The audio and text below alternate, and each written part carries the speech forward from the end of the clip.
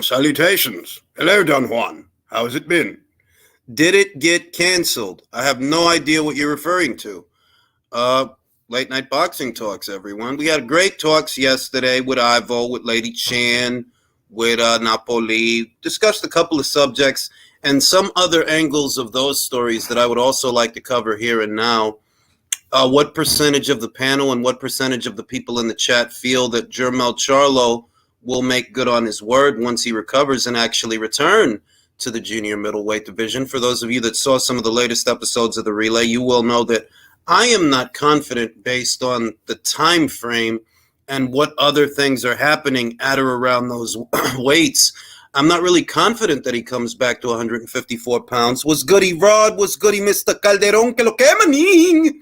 Is crazy. Was goody Lewis? Was goody XMB? Was goody Danny? We out here. We out here.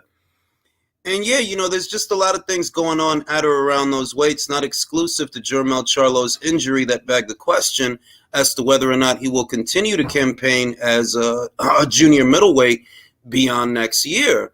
And personally, I'm not confident, but I want to see how other people feel about it, as well as some comments that Demetrius Andrade very recently made in reference to Yanni Bekalim-Kanulai and how he looked against Denzel Bentley.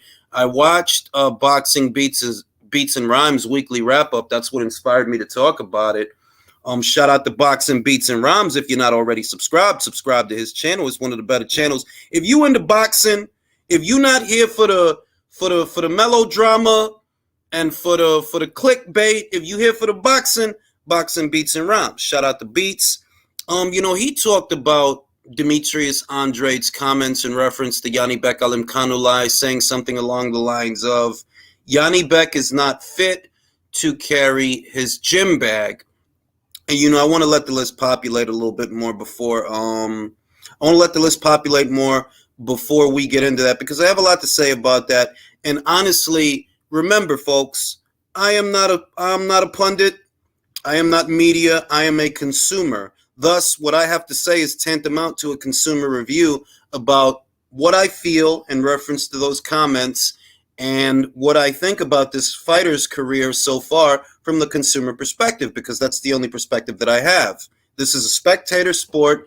I am a spectator, and this is what I see. What's goody Michael? What's goody Will? What's goody Fluffy? Danny in the building. Y'all already know. And so what it do, he is waiting on the new budget from Showtime. That's how most people feel, that a lot of the instability that we've been seeing at Showtime in reference to their first and second quarter schedule is due to, the budget and how they plan to distribute it. Yesterday, we talked about how, at least some of us, we don't necessarily believe that Jermel is actually injured, and what this really is a budget issue, as there are that many more fighters to accommodate on Showtime and PBC now that Fox is rumored to be leaving the sport. That's the industry insiders that think that, and I'm going off of that if on the premise that Fox is leaving boxing, the fighters that have been fighting on Fox, like Deontay Wilder, like Errol Spence Jr., they may end up migrating back over to Showtime, which could create a budget problem, because now you have that many more fighters that you have to accommodate. I think it kind of gets lost on a lot of people that Wilder hasn't fought on Showtime in about 3.5 years, close to 4. Andy Ruiz's fights, they've been on Fox. They haven't been on Showtime. Errol Spence Jr. for the last 3.5 years, his fights have also been on Fox, not Showtime. So if Fox is in fact leaving the sport at the end of this year, that would then mean that those fighters are going to migrate back over to Showtime, who hasn't had to accommodate them. And those are more expensive fighters and more expensive fights than what we've been getting from Showtime. What have we been getting? Gary Russell versus Mark Mixayo, an expensive fight. Frank Martin versus what's this kid, Rivera, an expensive fight. These are not fights that are on the same pay scale as what Wilder might want for a fight or what Errol might want for a fight. So Wob, what it do, hot boxing in the building.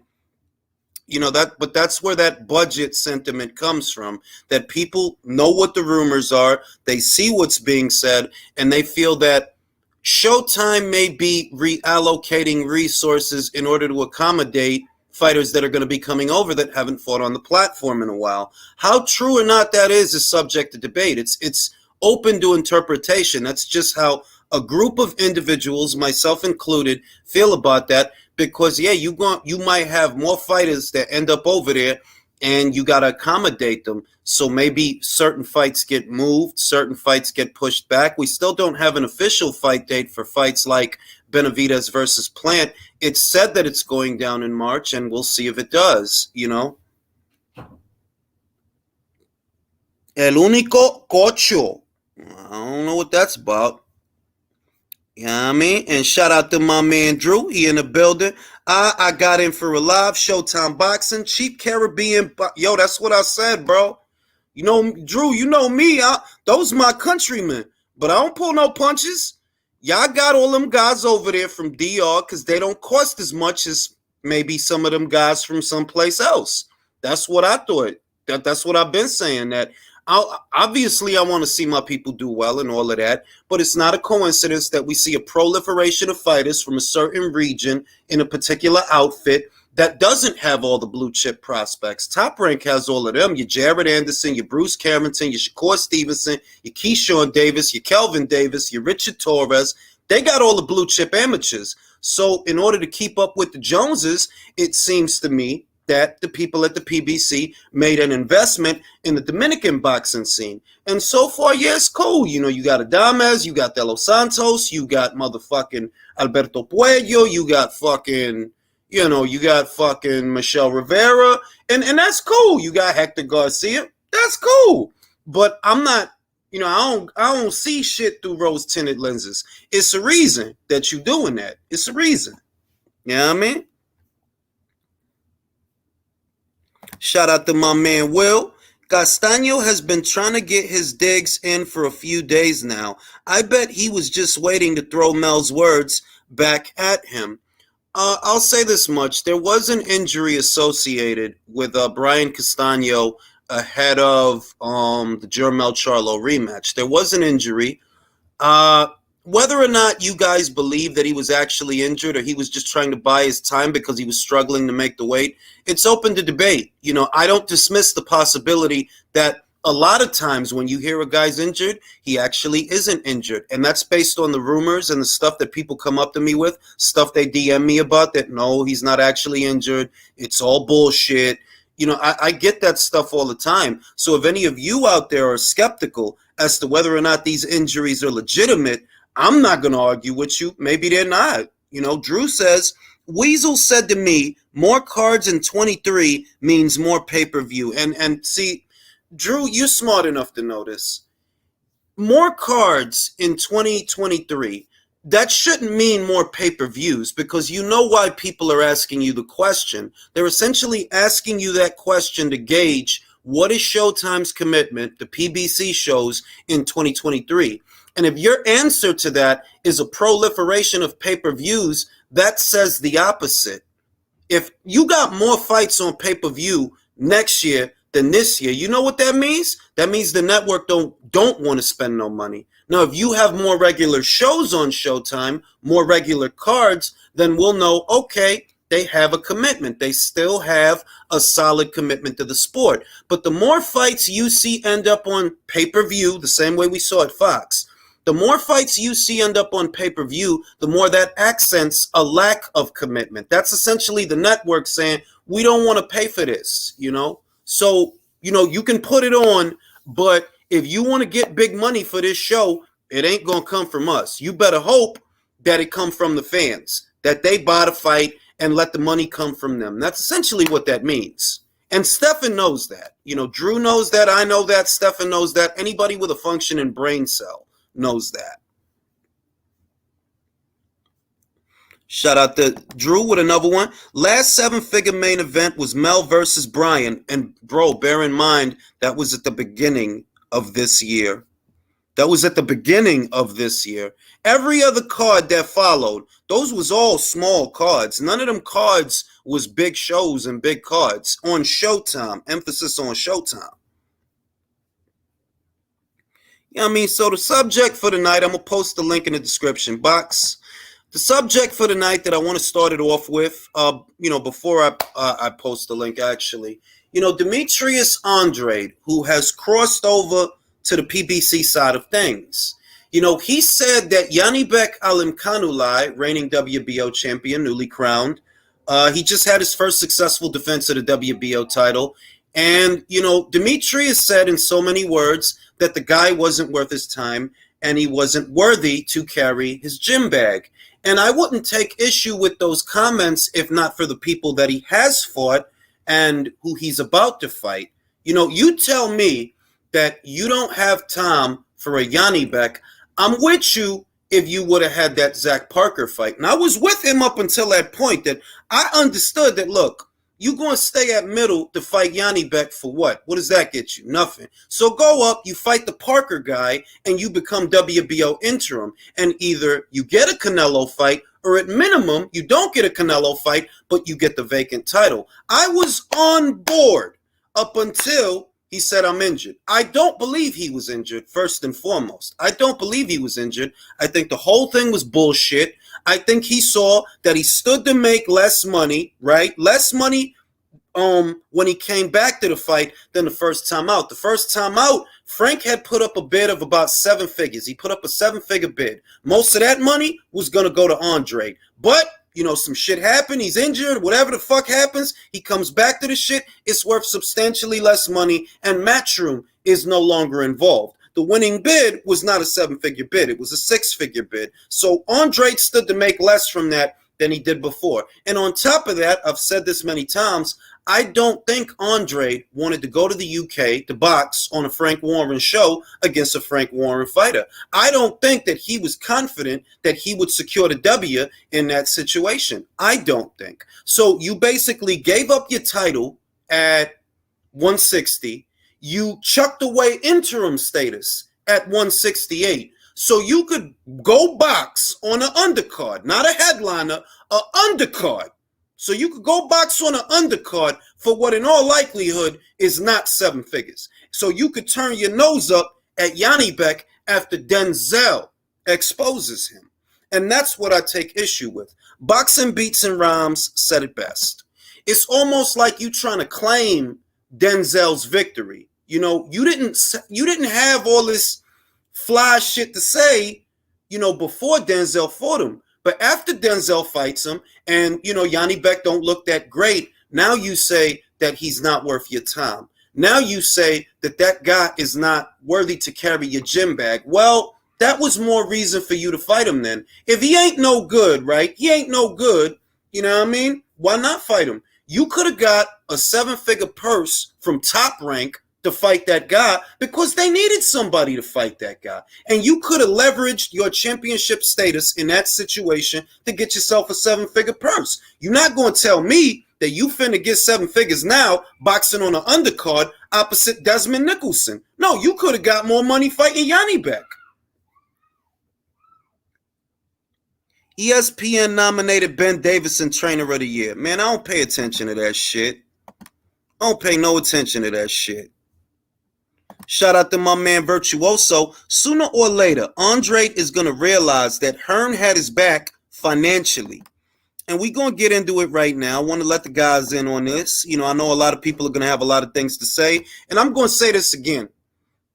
Let each other talk. If you hear somebody talking, don't come in the middle. Don't come in towards the end. Let them finish. Okay? Okay. Now, the Andre stuff, it's like I cut him slack, I cut it Andre slack. I didn't go in on him straight away. But when you when you give up your title, you gave up your title. You also passed up interim status. And now you fighting on the undercard, my friend. You fighting on the undercard. What's good? Bro, Andre just country whole Virtuoso. What it do? We got Steve Kim in the building. Everybody shut the fuck up. Everybody shut the fuck up. We got Steve Kim in the building. Steve, I'm shut the fuck up. We gonna go right to Steve. We gonna go right to Steve. Steve, I got Andre on the brain. He made some comments about Yanibek Alimkhanuly. I want to get your thoughts and your take on those comments. Well, first of all, wish everyone, you and your audience, a Merry Christmas and soon to be a Happy New Year. Just wanted to check in before the calendar turned. And yeah, Julius, here's the thing that's interesting about Demetrius, who I actually like personally, saying what he said. Let's go down this list of murderers row. Alantes Fox, Walter Contagandula, Arthur Akovov, Alcina Sulecki. Then it gets to the white guy summer. Luke Keeler, Liam Williams, Jason Quigley. So at what point did he start caring about the quality of his opposition? I mean, this is what happens, though. When you overpay a fighter, they start to get a real diluted value of themselves. And you're absolutely right, Julius. When the Matchroom or whoever won that purse bid for that fight, Zach Parker, he was still making, I believe, $1 million. Mm-hmm. But when you overpay someone, you start to create this atmosphere, and this goes all across boxing, where guys don't understand their true value. It becomes something that's very unrealistic. And now he's at a point where I guarantee you he is not making what he would have made for Zach Parker. And the other thing is, if you're being overpaid for a period of a couple of years, which he was under Matchroom when they had that big war chest starting in 2018, these guys all think, well, just because I was overpaid in the past, you have to continue to overpay me in the future. What's that old line from that famous guy? Yesterday's price ain't not the today's same price. as today's price. Right. So, and one other thing I want to get off my chest, because you talked about this, Julius, before everyone else gets to talk here. This goes back to HBO. If I have to pay another $60 to $80 on my cable bill to see one of your cards on pay-per-view, that's not part of your network lineup. If I can't watch a card based on my usual cable bill, which is $15 to $20 for Showtime or HBO when they were doing boxing, you don't get to count that. Sorry. Anyway, hello to everybody. All right, so I'm in agreement, Steve, that he was the benefactor of the Zone's war chest, and we all know that they were willing to throw a lot of money at a lot of guys that perhaps at that time that didn't represent their market value, but they were willing to pay to play. To make an omelet, right. You got to crack a couple of eggs, and I understand that, and I was with him, on the premise that, look, I get that you don't prioritize Yanni Beck because fighting Zach Parker could lead you to being a 3-division champion if you fight Zach Parker.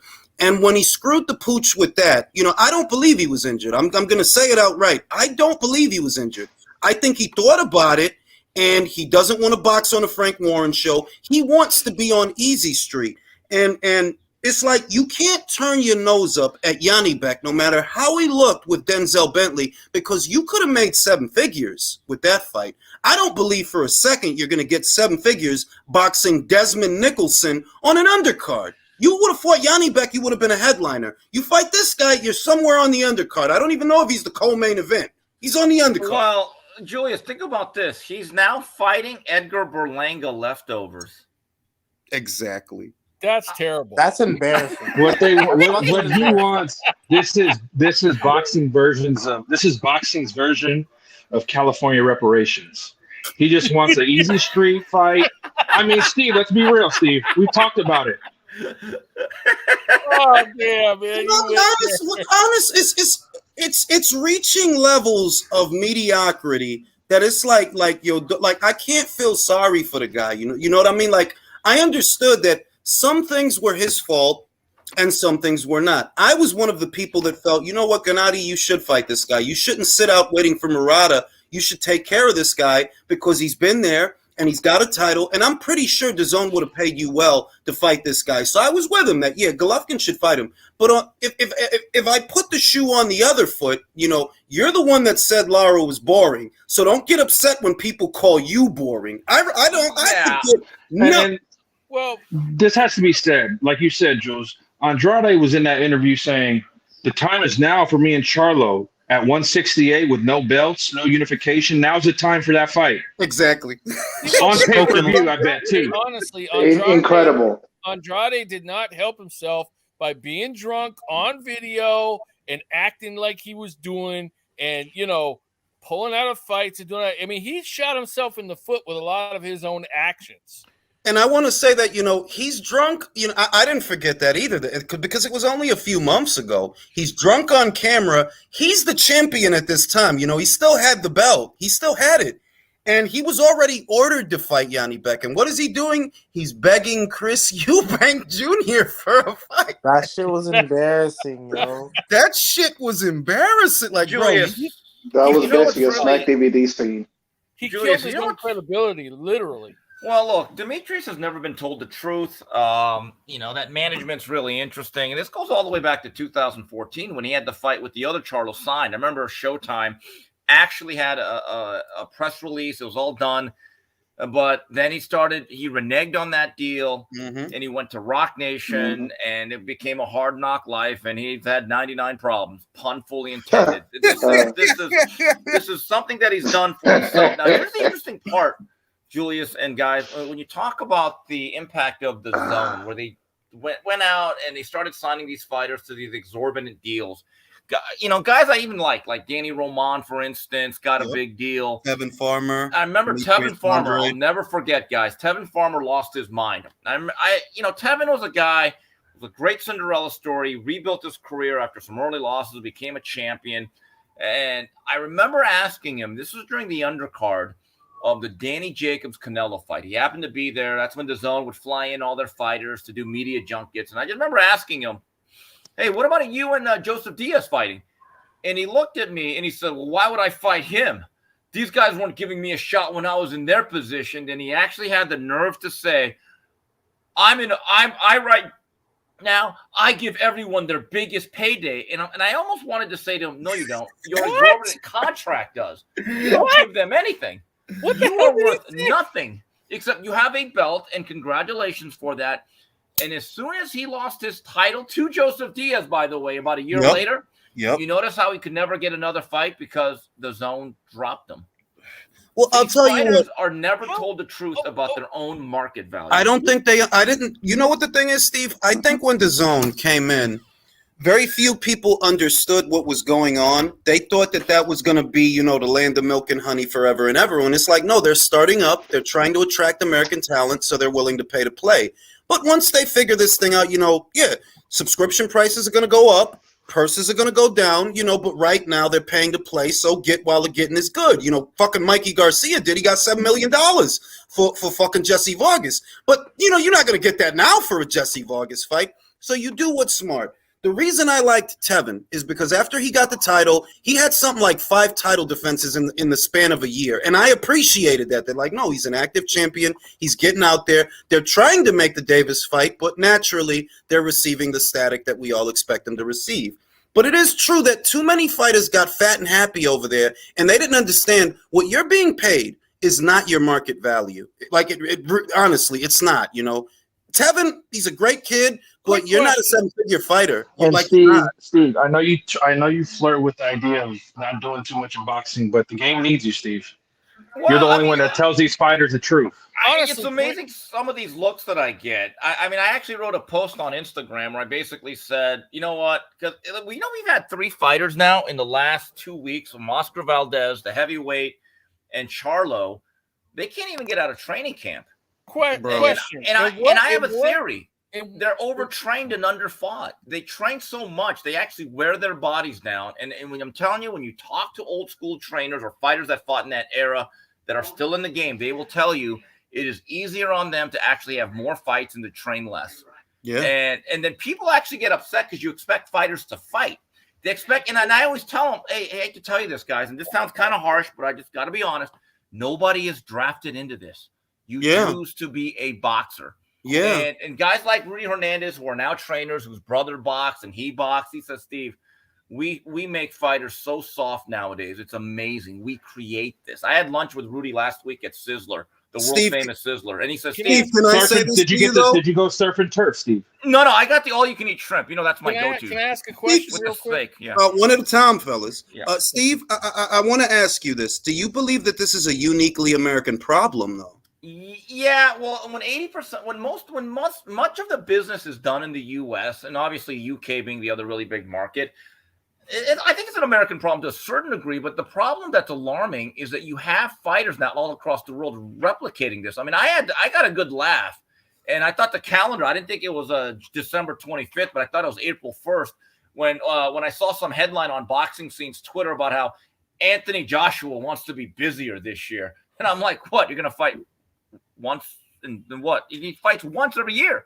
Yeah, he's been fighting once a year for 3 years. What is scary about Anthony Joshua? Here's a guy that actually has the leverage to create his own dates like a Canelo and do various shows. And he's already made hundreds of millions of dollars. If you actually want to learn something and get better on the job, how about not trying out every 50 trainers in between the winter break and actually just fight 4 or 5 times a year and with one trainer and try to learn something? Yeah. It's a complete sense of entitlement. That He became a twice a year fighter way too soon. Yes, he Joshua did. particularly. Quick question in regards to earlier. In what parallel universe did Boo Boo come up in his mind that he was giving anybody payday?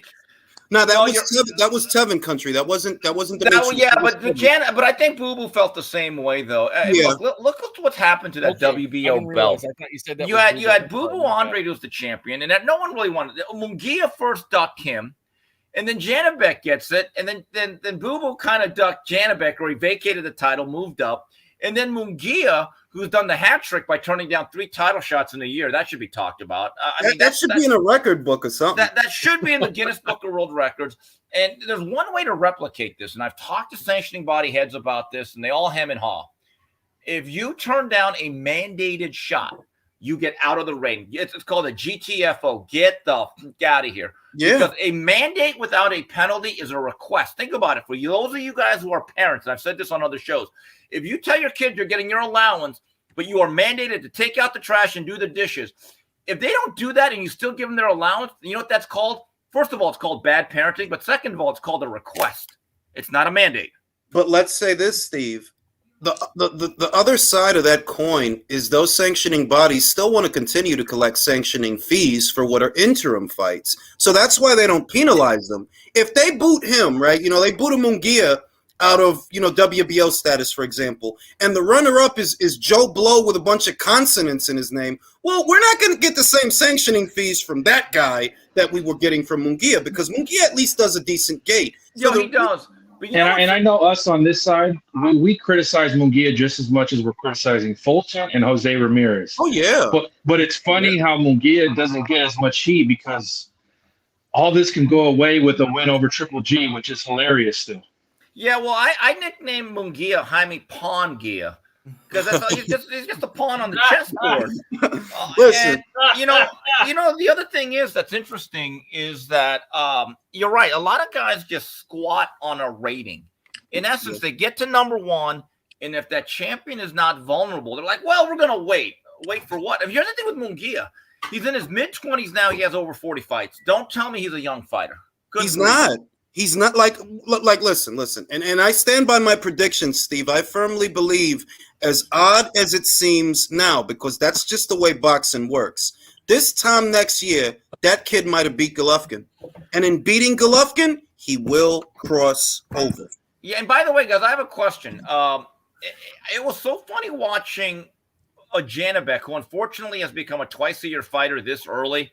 He's not going to get any better. I think he's got some talent, but he looked very vulnerable or beatable against Denzel Bentley. A leading trainer texted me that next morning, said, Steve, it's a damn shame that Boo Boo Andre ducked a guy he would have beat. That's what boxing is nowadays. Yeah, but I said this before because I was wrestling with it. I felt like Demetrius had the style, the height, the length, and the experience to potentially beat Janibek, but I felt like in spite of that, he doesn't fancy the fight. And I'm like, I don't understand this. You can leverage your belt against Top Rank and get yourself a nice purse. You ain't got a lot of opportunities like that. This guy is beatable. He doesn't have that many fights. The best guy he had fought at the time was Rob Brandt. So I'm like, why doesn't he fight the guy? Okay, it's because you want to become a 3-division champion. I get it. And also, Julius, you want to face Janibek right now when he's a little bit green. You don't want to face him 10 fights from now.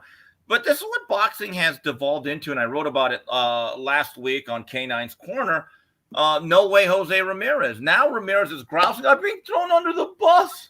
Yeah. Well, you laid down for the bus. You lay Well, you down know- for the RTD, the rough, tough, and dangerous. Steve, I I'm mean, gonna say that they both jointly don't want that fight because I get the Ramirez stuff and I don't disagree. I feel like Ramirez, calm down, bro. But at the same time, if you're Regis, the last 2 years have been a lot of just nothing. By the grace of God, Jose decided to take the rest of this year off, and that's how Regis got to fight for that belt. Now you're a champion again, They got Teofimo over there. They got Ramirez over there. We know they have a relationship with Scott that could potentially get you the winner of Taylor versus Catterall too. So I'm thinking, you know what Regis should do?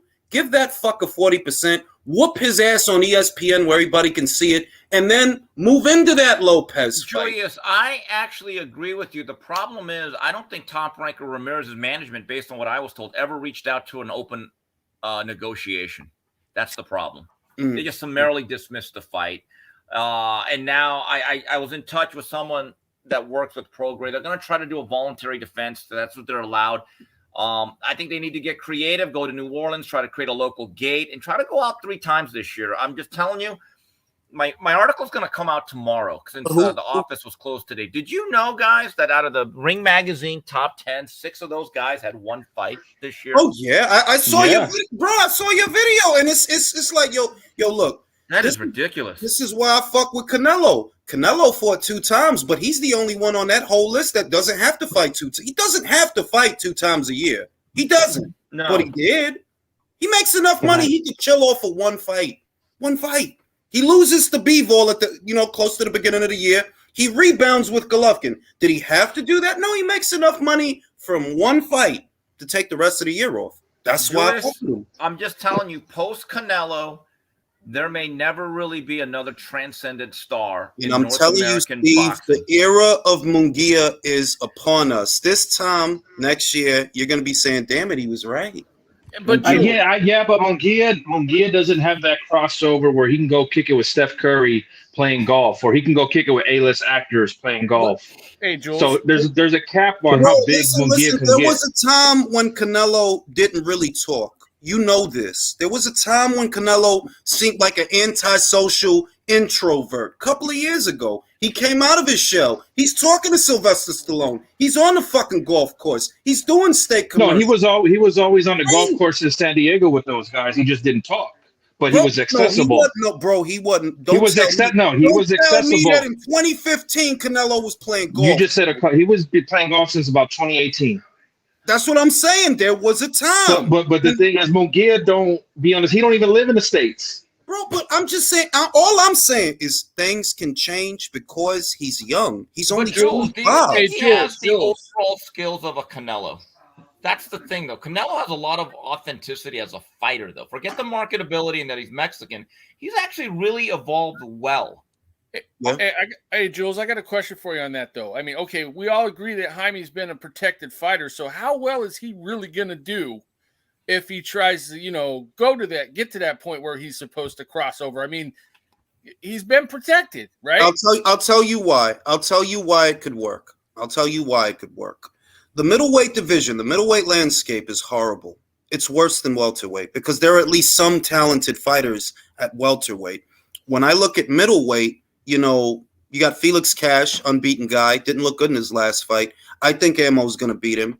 Could Munguia beat Amo? I think it's a distinct possibility that he could. Who is the biggest threat to Jaime Munguia?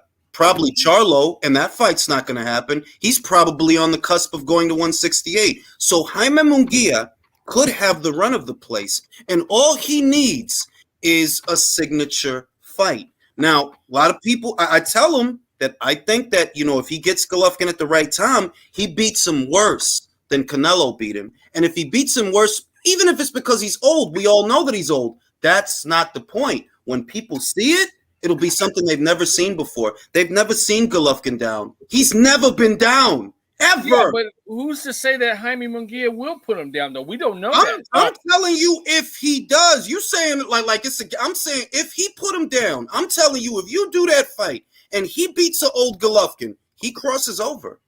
Absolutely.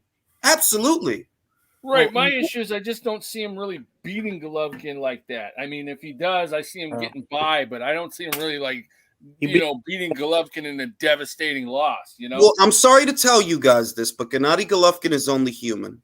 And what Canelo didn't do in the third fight is he didn't take chances. Whereas Munguia, he fights like a young man. He takes chances.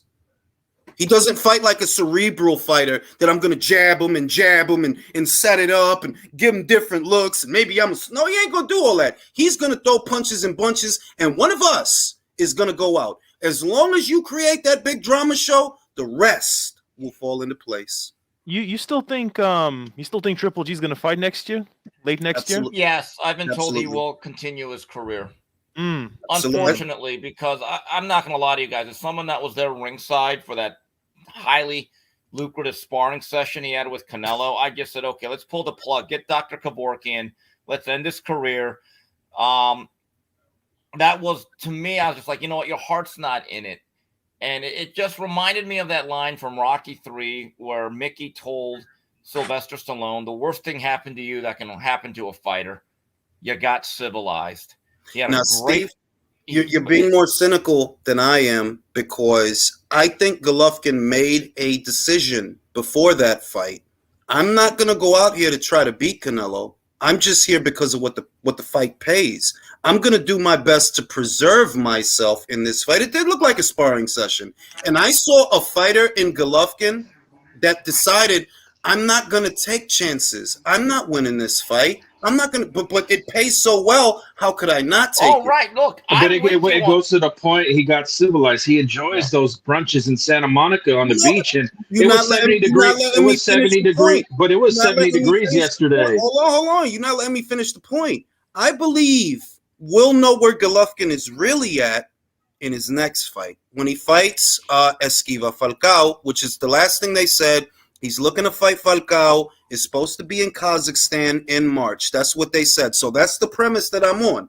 And I believe we'll really see what Golovkin has left in that fight. Because with Canelo, I firmly believe he made a decision. I'm not here to win. I'm here to get paid. Yeah, but Julius, once you reach that type of mindset, it's almost like you have one step out the door. Over the weekend, I was watching a lot of old Hagler stuff. I do that to reminisce. And it's amazing about Hagler. Here's a guy that comes off, 70 fights in 1986. His number one contender across the board in all three sanctioning bodies was John the Beast Mugabe. The guy was 26-0, 26 knockouts. That was a hell of a fight. That was a good fight. Best fight of that year, one of the best fights of the 80s. In today's game, here's what would have happened. Either Mugabe would have waited out for an easier champion or Hagler to retire, or Hagler would have said, well, no one knows who you are. Why take the risk? Back in those days, there was a calling to do your duty and to fight that guy, and Hagler did it. And there were really a lot of signs that Hagler had kind of turned the corner. It's one of those few fights where he really felt the punches, and he was not that same guy, and that's why Ray Leonard fought him. But there was an honor to Hagler that he said, you know what, you're the number one contender. I'm going to go on after Hearns. You're the guy, for better or worse. Why did it never have a rematch with Leonard? Well, Hagler didn't want it. Look, here's what happened.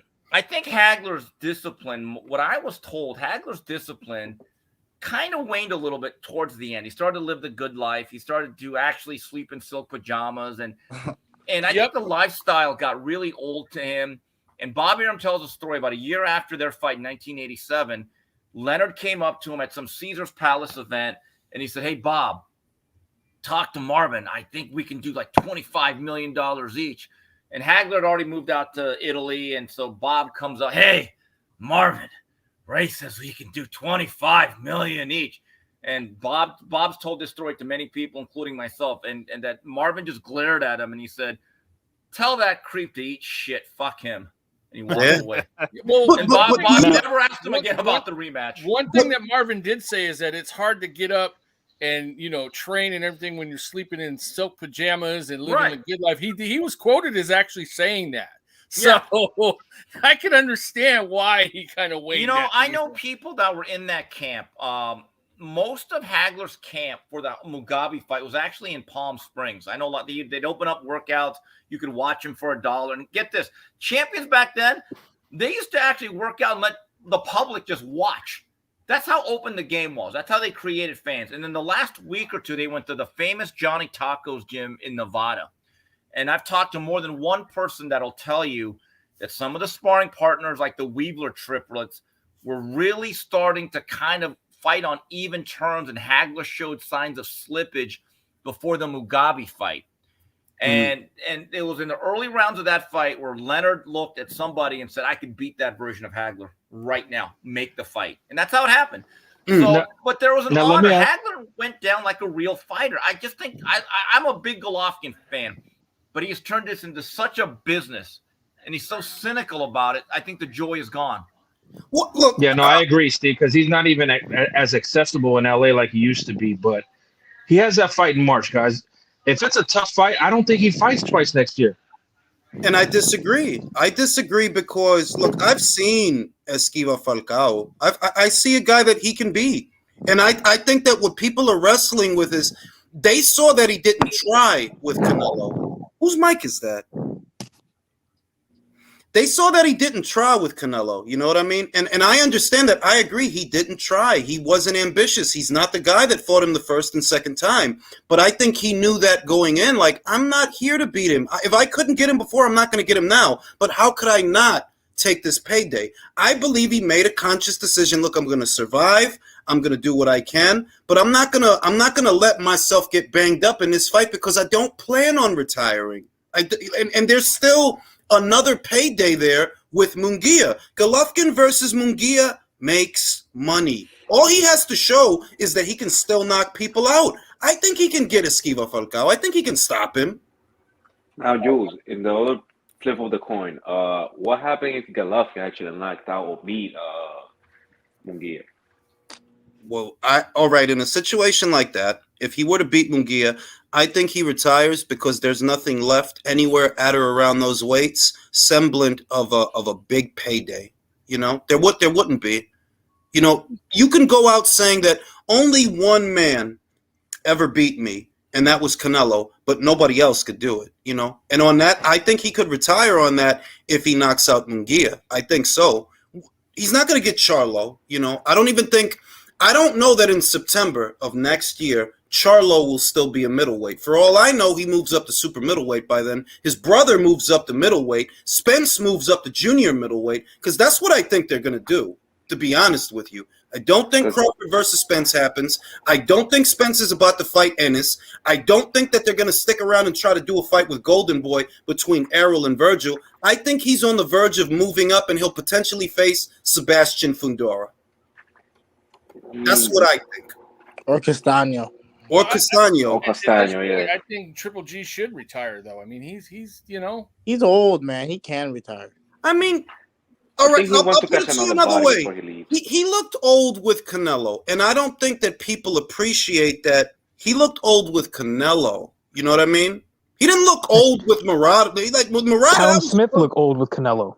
but With I'm Murata, just, carry who Murata. liked the Murata fight? Steve, did you like the Murata fight? I The love Murata it. fight was good. Look, here's the issue. It's interesting about that third fight that familiarity. It really did breed respect out of those two guys. But if you compare Golovkin's performance in that third fight in September to Callum Smith and BJ Saunders, Golovkin had the best performance. He actually had moments later in that fight. It left me wondering, like, what if he actually tried to win? Steve, you hit the Steve. I think he had his. Didn't you notice that in the closing rounds he started fighting? Yes, he was safe, and this is why I say I think people are misreading that fight. It's not that he looked old per se. He wasn't going to try. Like, no, I'm just here for the purse. All right. I don't want to let him beat me up, so I'm not going to take a lot of chances. On the Triple G YouTube page, they do all these pre-fight videos and vignettes. They do a great job, by the way, and I've watched every single one of them. And the video for that fight, in the locker room, they're celebrating like they won the Super Bowl. I was like, wow.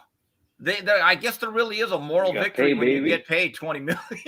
You don't end up, you know.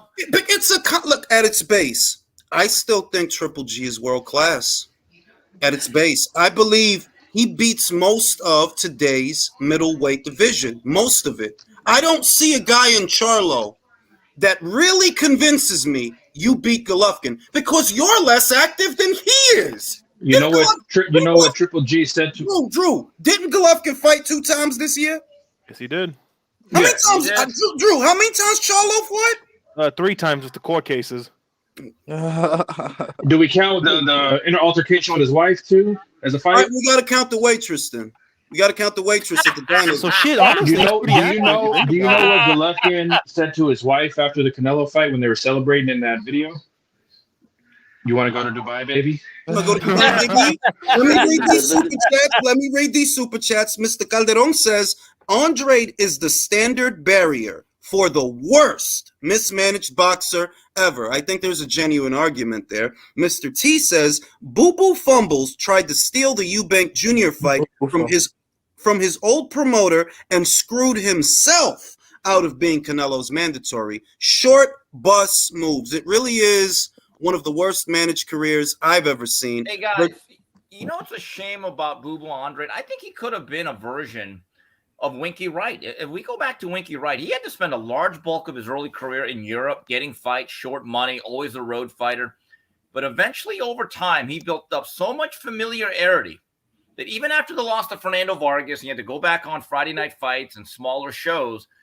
Back end of his career, he got multi-million-dollar paydays against Shane Mosley, Felix Trinidad, Bernard Hopkins, and Jermaine Taylor. Because I have a theory. Even if we don't like you, it's like the song The Macarena. If you listen to a really bad song enough and it's shoved down your ear on the radio, you begin to actually sing along and like it, whether you hate it or not. that's the truth. And Winky became the Macarena to a certain degree, although I really liked him. Boo Boo Andrade never understood that that being familiar over time and being consistent was his friend. But there's this sense of entitlement with a lot of fighters who believe that we deserve it without earning it. So deserve in this sport is a 4-letter word. There is no deserve. Okay, there's no deserve. All right, in an ideal world, you deserve things. The reality is, bro, you were getting paid well in excess of your market value. You really were. And you were fortunate, but this idea that you're owed a fight or that nobody owes you shit. I saw the video of him snapping at Chris Mannix. I'm like, what are you mad at him for? It's not his fault Golovkin don't give a fuck about you. I'm sorry. Golovkin don't give a fuck about you. You know why? You never gave him a reason to give a fuck about you. You never gave Canelo a reason to give a fuck about you either. It's the truth. I wouldn't have minded to see Golovkin versus Andrade. I advocated for that fight, but I also understood you are a nobody. You're a nobody, all right? Those guys, the money they make, what the fuck Murata don't need you. I would have loved to see Andrade versus Murata, but we know how this works. Those guys don't need you, and you're not creating no waves with no fight. Do you know that since the end of 2019, Boo Boo Andrade has fought all of 3 times? His last fight was in 2021 of November. If we look at Jason Quigley. Yes, sir. If we look at Boo Boo's decision making, guys, him going to PBC for less money is on brand. Steve, does he get fights? Do you feel? I understand the move. He went to the PBC, and it's likely in hopes that, he gets a Benavidez or a Charlo, things like that. But I think about the way that he moved for the Yanni Beck fight, and I'm just thinking, how do we know that you're not just going to fuck things up over there? How do we know? Well, I don't know if he gets fights or not, because then here's the other issue. When you have guys like Samson Lukowicz, who makes outrageous demands for some of these fights, and you have to have other fighters want to fight you. Just merely being with the PBC alone does not guarantee you fights. Even if they like you. Like, look, Stephen Fulton, last year at age 27, really good champion, unified belt holder, had 1 fight. Yep.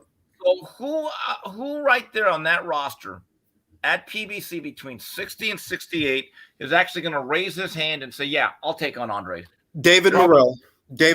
Oh, that's an interesting fight. Now, I don't know what that's an interesting. Now, Steve, here's the caveat. David Morrell just put a guy in the fucking hospital. If he felt some type of way about fighting Yanni Beck, Andrade, right? Do you think he'd fight David Morrell? Right. Because then he'd go back to the Who's David Morrell card. Exactly. No, and let's just call it what. Are you going to pay David Morrell and Andre 7 figures each? Oh. You know the answer, Drew. You know the answer. No. Funny enough, the most realistic fight that could probably happen is Andre versus Charlo for no belts. Funny enough. Steve, you were talking with Fight Oracle about it. I don't think that date is going to get salvaged because I think they were waiting on that Australian pay-per-view money to subsidize the rest of the card.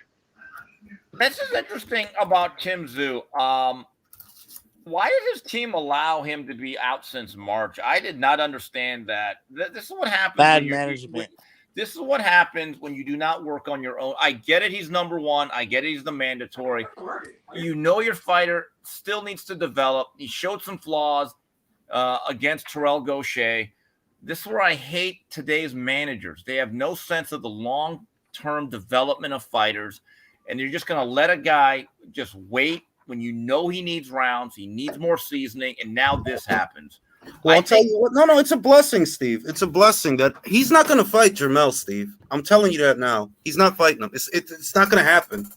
If you think about what's going on, Jermell has to wear the cast for 2 months. That's the cover story. Whether we believe he's injured or not, the cover story is he wears the cast for 2 months. Then after that, rehabilitation. So what we're really looking at is 3 months. In those 3 months, Tim Tszyu will fight. He's going to fight somebody. Could be Tony Harrison, could be somebody else, but he's going to fight somebody. And we have to speculate that the Jermell is going to come back in the 3rd or 4th quarter of next year to fight Tim Tszyu straight away. No, he's going to need a tune-up fight. He's going to need and that's if he comes back to 54. I'm of the opinion we have seen the last of Jermell Charlo, the junior middleweight. Yeah, I don't. This is interesting because I was looking forward to that, but I actually thought Tim Tszyu's long right hand would be an issue. But look, what's going on as of right now, and I guess there's one show box for January 20th, and right now Showtime has nothing on the calendar in terms of their championship boxing series, guys. I mean, not a single show. It's what I always. And Espinosa hasn't gotten back to me on those questions with the latest Q4 report. So I'll let you know as soon as he decides to get back to me. Well, I think Espinosa said to someone that no, we're going to have a rollout in January. Okay, but I'm going to repeat myself again. If you are rolling out a lineup of nothing more than pay-per-view cards, that does not count unless you're giving me an $80 voucher for each of those cards as a Showtime subscriber.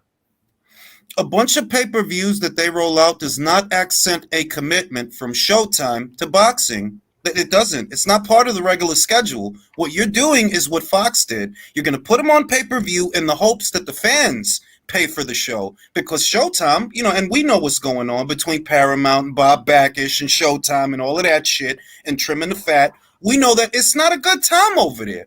And they ain't got money to play. They ain't got money to throw at boxing. Boxing is the least of their fucking worries right now. And like you said, Jules, if Wilder's getting ready for a comeback, he's going to take most of their budget in the first quarter if he gets a fight on regular Showtime. Between him and Spence. If you got Wilder fighting anywhere in between January and February and March, and then you got Spence saying that he's going to come back either in May or June, that's going to be expensive for them right then and there. That's going to take a good chunk out the budget. That's $10 to $15 million right there. Now, I'm somewhat pessimistic in my old age. I don't know why. I have like this feeling that fight won't happen. I feel like Wilder will not fight this year. You think Wilder's going to lose a whole year? I have this. Again, I'm very pessimistic. I see fighters who I thought were good shit like make excuses. So honestly, maybe I could see Wilder like not fight Ruiz because it's not going to be a big money fight. Steve, how do you feel about that? You think Wilder's getting ready to sit out the whole of 2023? Well, I don't know about that. I will say this. The days of Wilder fighting on basic cable and not on pay-per-view are over based on what I assume his minimums are and based on recent track record. And the person that said he would take up too much of a budget to actually do that on the license fees, I think is absolutely correct. Look, they've done some maneuvering on behalf of Deontay Wilder with the sanctioning bodies. I do think he is going to fight. My assumption is it is going to be the Andy Ruiz fight because they need to actually make some money here. Yeah. But my understanding is that last Wilder Hellenius fight did not even crack 100,000 on the pay-per-views. That's the number that's the number I've been seeing. 77,000, between 75 and 77,000. Yeah, so the numbers do not add up. By the way, guys, I'm hearing more and more that Usyk and Fury is going to happen in March in Saudi Arabia. I'm hearing that's very close to completion. Oh man, you've made my night, Steve. It's wonderful. It's wonderful. No, but we knew that. We knew that because, the WBA, they wanted to jump in. They wanted to order the Dubois fight, but Dubois got a torn tendon or something. Right. And I don't know what's going on with Hrgovic. I don't know what that's about, but I don't think he's going to be able to get in the way. Personally, I don't think he's going to be able to get in the way. I'm happy that the fight is made. I want to say I saw Barry McGuigan. Barry McGuigan said in an article that I just read that he doesn't think Fury's the same guy. Usyk's the better boxer. How do you feel about that, Steve? I actually think Usyk's a very live dog. Believe it or not, I actually thought I wasn't all that impressed by Tyson Fury against Dillian White. I thought that there were signs of slippage. And I was there, guys, when Otto Wallin gave him hell before the Wilder fight. And you should have seen or felt the tension in that venue that night when he got cut. I remember everyone, all the ESPN executives were there, all the top, everyone's like, holy shit, we're not going to get this Wilder fight. And in a lot of other circumstances, that fight gets waved off. I believe that Usyk is not intimidated. He doesn't care about all the shit that's going to come his way. He knows how to operate. He is fully acclimated to the heavyweight class. Guys, I do not think this is an easy fight for Tyson Fury. No, I'm gonna say this. Tyson Fury's bread and butter has always been maneuvering like a smaller man. Yeah. But he can't outlittle the little guy. So his best bet is to try to mow him down. Bull and Matador stuff. And Usyk is that Matador. Like, no, I'm sorry. He's not going to be there for the same punches that Wilder was. He's not Wilder, And that's the only advantage he has in this fight is the size and the power. Like you said, Joe, he's not going to out-athletic the athletic fighter. Right. When he is the second most athletic, mobile guy in the ring, Fury has struggled. Let's go back to Steve Cunningham. At the end of that fight, he just had to really lean on Cunningham and muck and grind. Usyk, to me, is a master boxer. He moves extremely well. And my view is this, and it may be simplistic. If Otto Wallin can give you hell, why not Usyk? That's what I'm like. You're not going to tell me that Otto Wallin is. I saw Otto in the buildup of the Fury fight. I saw him on the undercard of Shields versus Marshall, and I saw him before. Shields versus the fuck was that, Hammer? The MMA fighter Shields. come on, dog. It's a family show. All right. I saw him and I'm like, this is a very unremarkable heavyweight that gave you all these problems. And it's not like we haven't seen this before in the past. We have. We saw it in the McDermott fight. We saw you get dropped by Nevin Pajcik. We saw you get dropped by Steve Cunningham. I'm sorry that him beating Wilder doesn't mean to me what it means to everybody else. You beat Wilder because you knew that guy can't box. All right? I'm sorry, like, no, he can't. He's a strong puncher if he's anything. But he ain't got feet. He ain't got movement. If you mow him down, he's going to stand square, and he's going to be there for everything you throw at him. He's going to be there for you to jab him and clinch him and lean on him and push him around. That's not Usyk. Hey, guys, couple more things before I got to get out of here for dinner. My understanding is that Lomachenko, Haney, I think that's going to happen in April. They're hammering away at the details at that. So I think things are looking very optimistic in terms of that particular fight. ESPN just didn't want to do it in March Madness because I guess that's the 2 weeks where people care about college basketball. One other thing, the Virgil Ortiz-Stanionis fight, I believe is going to happen sometime in March or April, given the guidelines. Look for a venue in Texas to land that fight. Has to be. It has to be. So that's what I was told a couple of weeks ago. I'll make some more calls this week regarding that. Are we getting Loma and Devin probably in New York? I think Vegas is actually here's the thing. Both guys are going to want some money. Yeah. And one thing New York does not have is casinos and slot machines and all that other stuff. Vegas, I think, is going to make a strong play for this fight because the bottom line is this. Devin Haney, after these two fights with Kambosos in Australia where he was paid, you can argue exorbitantly, he now has an expectation. And also, you're going to have to really pay him well and maybe above market value to entice him to stay at 135 one fight longer. Steve, I have one question for you. Yeah. Who you liking that fight? If Loma acts as the aggressor from the very beginning and doesn't do that downloading bullshit, I'm so sick of hearing that shit. God, hey, the Matrix is everywhere, Steve. I mean, I'm so sick of hearing it. Look, you get 36 minutes. You're not doing 15-round fights. There used to be a time in 15-round fights you could download shit like you're on AOL 2.0. You could do that for 5 rounds and still have 10. You get 12 rounds now. Get your ass fighting. So here's the thing. He's in this fight, Loma has to be the aggressive counterpuncher and work inside the pocket and then stay in the pocket. I agree. And because if he's gonna think he's gonna outbox Haney, he's gonna make it real easy for Haney to use his legs and his length.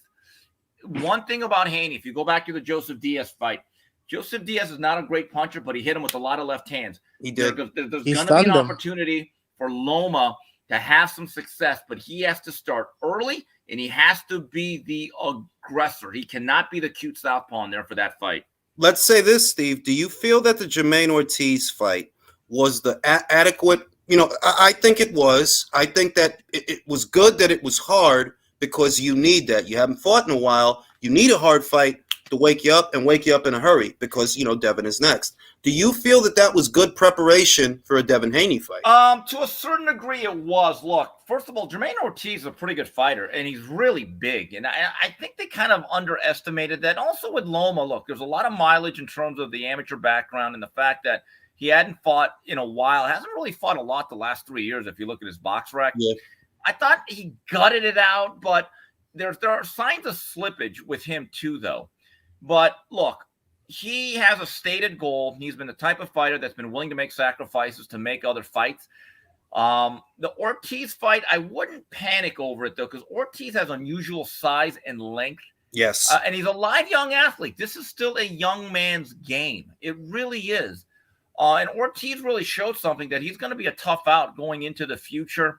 But again, I truly think that there comes a point with every fighter, even as talented as Devin Haney, that you can spend a fight or two too long at a particular weight class, and that battle to make weight could be something that takes off an inch or two off the fastball. So I would not count out Loma if they fought this spring. Steve, I got a question for you. If Devin Haney starts to clinch a lot more like he did in one of his other fights, what do you think that kind of effect that's going to have when he's going against Loma? Well, Loma's going to look. Teddy Atlas talks about it a lot. You got to hit through clinches. Do not be a willing dance partner. You cannot cooperate. And look, Loma in the past is actually a pretty clever little fighter inside the pocket. Yes. There's a lot of quick, sharp combinations to the body. I would expect Loma to throw a lot of straight left hands downstairs, chest down. Yes. And try to take away some of the legs. That's going to be very important. He actually has he's got shorter arms than Haney. So if he's in tight, he has a delivery system that's going to be much quicker and more compact than Haney, who I've never really thought of as a great infighter. He's not. I mean, he's not. Devin Haney's bread and butter is keeping the guy at the end of the jab. He's a long distance fighter, if he's anything, and he's a good long distance fighter. But I saw Lomachenko hit a second gear in the Jermaine Ortiz fight, and that was off a layoff. That was around round 8, round 9. He starts with the shifts. He starts with the pivots. And Jermaine, but at this point, Jermaine, who had never gone 12 rounds, I don't think he went. I think that was either his first or second time. That was his first. That was his first, right? You could see that Jermaine was slowing down. You could see that trying to turn with Loma as he pivots, it was getting harder to do. If Loma could hit that second gear off a year layoff, I think he can hit a second and third gear next year. That's what I think. Now, win or lose, Steve, do you see Devin re-upping with Top Rank? I don't see why not. They've actually done very well by him. Where else would he go? And look, at 140, there are still some guys like a Jose Ramirez, a Teofimo Lopez that makes sense. And here's the other thing. Keep this in mind. They are right now the only company in America, specifically in America, I don't count Matchroom USA, that the Top Rank can say, oh, yeah, we have 25 to 30 dates on a linear network called ESPN. Exactly. As of right now, what I'm being told is the Golden Boy to Zone relationship, I don't right now. They don't have a long-term deal. Not saying that they can't ink something, but they don't have a roster of fights that they can rely on. PBC, we all know their situation, right? So So one of the reasons why you sign with a company like Top Rank currently is because you know that they have two things: they have a budget and they have dates. So that's, to me, is very important. By the way, I think they've also done well by Devin. I think they have too, Steve. I have a suggestion, and I just want to gauge how realistic it is.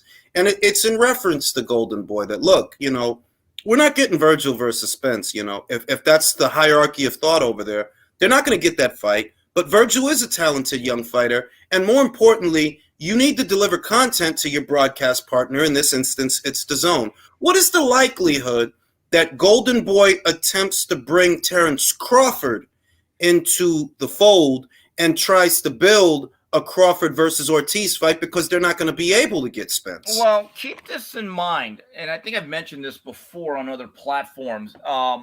When Terrence Crawford fought Porter, the WBO said, this will be your mandatory fulfillment, and your next mandatory will be due in 16 months. So if you go by the calendar, 18 months. So basically, it times out that it's going to be May or June of next year. So if Virgil Ortiz beats Amanta Stanionis, he does have some options. You can go the WBA route or the WBO route that is held by Crawford. Could I see Crawford signing to a one-shot deal if Golden Boy wants to risk it, if they really have faith in Virgil Ortiz, that, you know what, let's roll the dice. Let's make a deal. Terrence Crawford, let's sign a 1 or 2 fight deal. First one, we'll go to Texas Stadium. Virgil Ortiz, Terrence Crawford. But here's the problem. This game has become all about avoidance and the path of least resistance. And we don't have promoters. We have protectors now. Everyone's protected like they're under the Secret Service. And it's ridiculous. So if, let's say, Errol Spence decides, you know what, I've outgrown welterweight, there might be a vacant WBA title shot that Golden Boy would take over a much riskier fight against Terrence Crawford. But I think that's why he's going the WBA route instead of the WBO route in the first place, though. Yeah, I'll say this. To avoid Crawford. I'll say this. If he beats Stanionis in the first quarter of next year, he'll be WBA regular champion. At which point, if Errol vacates the super, Virgil won't have to fight anybody to become full champion. He'll just get elevated to that. Yeah, position. he will. But again, these promoters, they all take the path of least resistance. Look at Munguia, look at Jose Ramirez. Virgil Ortiz, I think, is a really good fighter. I think he's going to be too fast off the trigger for Stanionis. I think he eventually stops him or wears him down late in a really tough fight. Mm-hmm. But I'm just telling you guys, from what I saw of Crawford, I didn't see all that much slippage. I still think he's the toughest puzzle to solve in all of boxing. Yep. Look, he's one of the he's one of the fucking best. He's Terrence fucking Crawford. I don't like to interview a lot of fighters, but I love some Terrence Crawford, goddammit, because he's Terrence Crawford. And it just seems to me that Golden Boy is in a rut in more ways than one. You don't have enough content to deliver DAZN so that your relationship with them can be a priority. But if you can get a pound-for-pound fighter on the platform, maybe you feed him a Blair Cobbs en route to a Virgil Ortiz. Or maybe you feed him an Alexis Rocha, because those guys need fights too. And those guys need title shots too. You're not going to get them at the PBC. They have no access to PBC fighters. So the next best thing, pick up Crawford.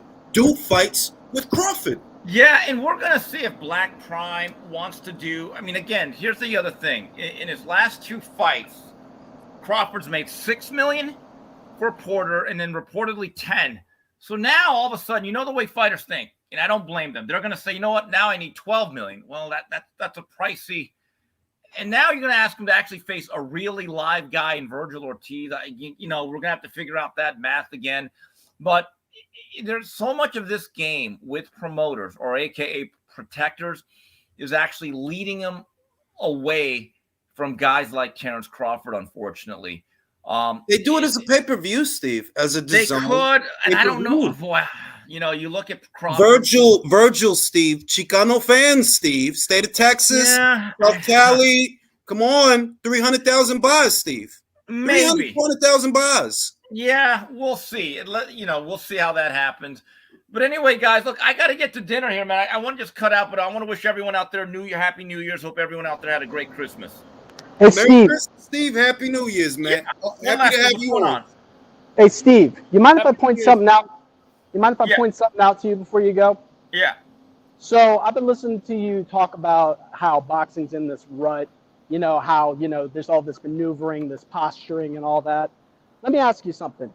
When Hagler was champion, who was the heavyweight champion at that time? Larry Holmes? And then It was Larry Holmes, basically, yeah, because he became a champion in 1980. So that's right around when Larry Holmes became a champion, I believe, in 78 to 80 through 85. So that they were concurrent with one another. So you would agree that Larry Holmes fought everybody that he could pretty much get his hands on? Pretty much, Yeah. he did. I mean, there are certain guys he didn't face, like a Greg Page, but I think out of the top 10, he probably faced the majority of those guys. So anyway, I bring all that up to say that somebody once told me that if you want to measure the health of boxing, look at the heavyweights. Now you want to complain about the posturing, the way that these fighters moves, the inactivity. Look at all we've seen from the heavyweight divisions in the last couple of champions and tell me that doesn't seem like boxing today. Yeah, I mean, here's the issue. There's just not enough fights. Like Tyson Fury to me has been one of the most overrated heavyweight champions. Well, I actually like blanch when people say the top 10 all time. And I'm like, you got to be kidding me. Reaching. I think that's reaching like Willie McCovey. But I just like, here's the thing. Wilder Fury was a great rivalry. It was very, very entertaining, but we got no other action. We really don't. And Anthony Joshua, who's the biggest selling heavyweight, doesn't fight enough. Agreed. So, I mean, look, there's some talented big guys out there.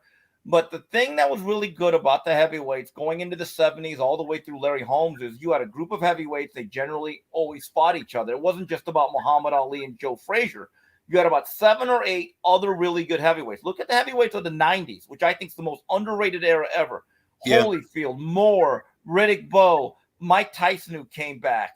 There was a group of heavyweights that all fought. Tommy Morrison, even Lennox Lewis, certainly. Then David Frank Bruno to an extent. He fought Lewis. Bosa. He fought Lennox Lewis. He fucking fought. Who else he fought? He fucking fought Oliver McCoy. He fucking fought people. Right. Corey Sanders came in the end of that 90s era, too. Like, they had legit Michael guys. Dokes. Look David at Michael Tua. Dokes and Burt Cooper. Right, Michael Dynamite Dokes had like kind of a late resurgence Mercer. in his career. Ray Mercer. So you had traffic. And this is my biggest problem with boxing today. There's no traffic. It's like every division, basically, outside the lighter weight classes, is like when you're on the freeway and you see 1,000 brake lights and you're like, what is this shit? And it's an 18-wheeler like on its side holding up everybody. And you're like, shit. Yeah, That's boxing. honestly. There's no and when you read my article tomorrow, guys, on snack.com, it is actually alarming how inactive even the young fighters are. You know Like, what's Steve? What's more alarming than that? I used to seek refuge in the super flyweights and the bantams and the super. I used to seek refuge in those divisions because they were less political than other divisions. Super bantamweight, that's Democrats and Republicans down there, bro. It's all political. It is, and look, when it's all said and done, when you don't have enough fights. Look, there was a time when Hagler only fought once a year. Yes, last 3 years he fought once a year, but he almost had 70 fights. Pacquiao and Mayweather, they put in 45, 50 fights, and once they became the biggest stars, there was no need for them to go more than twice a year. We understood that. But when a Boots Ennis, who, look, and Joyce, I can't even argue with you when you say he's an overrated bum slayer, right? Because you know what? As high as I am on him, you ain't wrong either. It's the truth. He and that's the thing that gets me. He at age 24, okay, and he's not a star. He's not even a world champion. He fought 4 minutes. All right, I'm supposed to call my mother because he knocked out Thomas Dumourme? Hey, you guys. He had a great World Series commercial. Stop it. Right. Hey, Steve Kim, I have to ask you. This is just something I've been asking a couple of YouTubers now. Do you feel that Boots Ennis will only fight Karen? I'm not going to try to pronounce his last name for this entire year. You think that's going to be his only fight? No, because January 7th is so far into like the beginning. There's a strategic reason why they're doing this fight. I guess this is the second eliminator. that he's doing. Oh, look, I try not to be just an eternal pessimist. I think he will fight twice. The question is, if you fight in January, and I've never understood this, why can't you fight by April, May, or June and then have another fight? You can't build this guy's profile, and like he can't be a twice a year fighter. You don't have the profile to be a twice a year fighter. That's the thing that gets me. If Oscar De La Hoya in 1997, who's more popular and better than any fighter today, could do it 5 times, and again, he could do pay-per-views, but he made the sacrifice. I don't get it, but I don't ever want to hear these guys, and I will tell these fighters when they start bringing up, well, I should be on pay-per-view and I should be making Canelo money. I'm going to say, stop right there. Here's the problem. You didn't put the work in. You didn't put the work in. You're now just a twice-a-year guy. Live with it. It's a good living, but you'll never be a star. Exactly. Guys, I got to get to dinner, man. I'll keep listening, okay? Really. The 3 knockdown rule's coming back next year, right? Yes, we're making some. Hey, some stuff happened. I can't really get into it, but we are not dead. We're just taking a very long count, but we'll be back. Okay. Steve, enjoy your dinner. Merry Christmas. Happy New Year's. Let me read this super chat. Virtuoso says, speaking of Yanni Beck, Buddy McGirt, he admitted he didn't watch the tape on Jermaine Franklin. Do you think he slept on Denzel Bentley? Possibly. I mean, he doesn't watch tape on anyone though. He says it like every interview. He's like, I don't watch tape or study tape. Like we just work on everything. Ooh, Michael Buffer says, is it safe to say that AJ is damaged goods, now sad? Do you guys agree with that? Do you think he's damaged goods? I don't. We have to wait till see his next fight. No, at this point it's too early to say that. It's way too early. He needs to just like pick a trainer, get some fights in more than once a year, and like we'll see. Like it's you know what? I don't think he's damaged goods, but I think he needs to get his head on straight. Well, he's looking for a trainer. Here's the thing. When I was talking to Rudy Hernandez, who was over there working, he's got too many guys that eat off him. Like, don't give it to him straight. Like AJ became a star so quick. He's never had to go through the regular boxer grind of being in a gym with other fighters, fighting with other fighters, being around other fighters on their climb up. So he's got like a he trains like an A-list celebrity, Jules. I said this before. Go to LA, go to the West Coast, talk to my man Robert Garcia, be over there with the Chicanos y los Mexicanos, get some Mexican pussy, eat from a taco cart, eat some carnitas. You got to get out of that bubble, bro, because you in the bubble. Or he can go to Texas and train with Virgil, and Karma can cook him his Mexican breakfast. What do you make of Roy Jones? If you're listening, go train in Texas. Karma will cook all the meals. Go to Texas. Facts. What do you make of Roy Jones being his trainer? Because that's been like a terrible idea. It's a bad idea. That Robert Garcia style actually fits him though. Yeah. Y'all listen. Y'all not gonna agree with me. I believe that Abel Sanchez and the Summit Gym is the answer. AJ needs to look. AJ, don't try to be the boxer, bro. At your best, you were a puncher. Go back to that. Who can help you do that? Abel Sanchez. He ain't busy. He don't got a listen. Abel don't got a bunch of guys. They say he retired though. On the women's boxing podcast, I forget the name of the show. They say he's like taking care of his grandkids. Yeah, now. but also Abel said some pretty bad stuff about AJ a few years ago, so I don't think that's gonna. Bro, Eddie said some pretty bad things about Canelo. Eddie said some bad things about Canelo, but here the fuck we are, bro. Here we are, right? You're right. Eson says Usyk rinses Fury. Every time he does the herky jerky, he's gonna get popped, and Usyk will outfake him. Usyk has the mental edge as well. Angles and getting under Fury's punches, countering will win it. I bless the day if Usyk beats this son of a bitch, because I fucking hate Fury. And Karma just said that her carnitas slap. So I need to try those carnitas. All right. Now Napoli says hypothetical matchup: Otto Wallin versus Zhilei Zhang. Who wins the fight? Zhang. Y'all think Zhang beats him for real? Wallin did the height advantage is going to be a problem for him. How does he beat him, fellas? How does he beat him? He gets in there.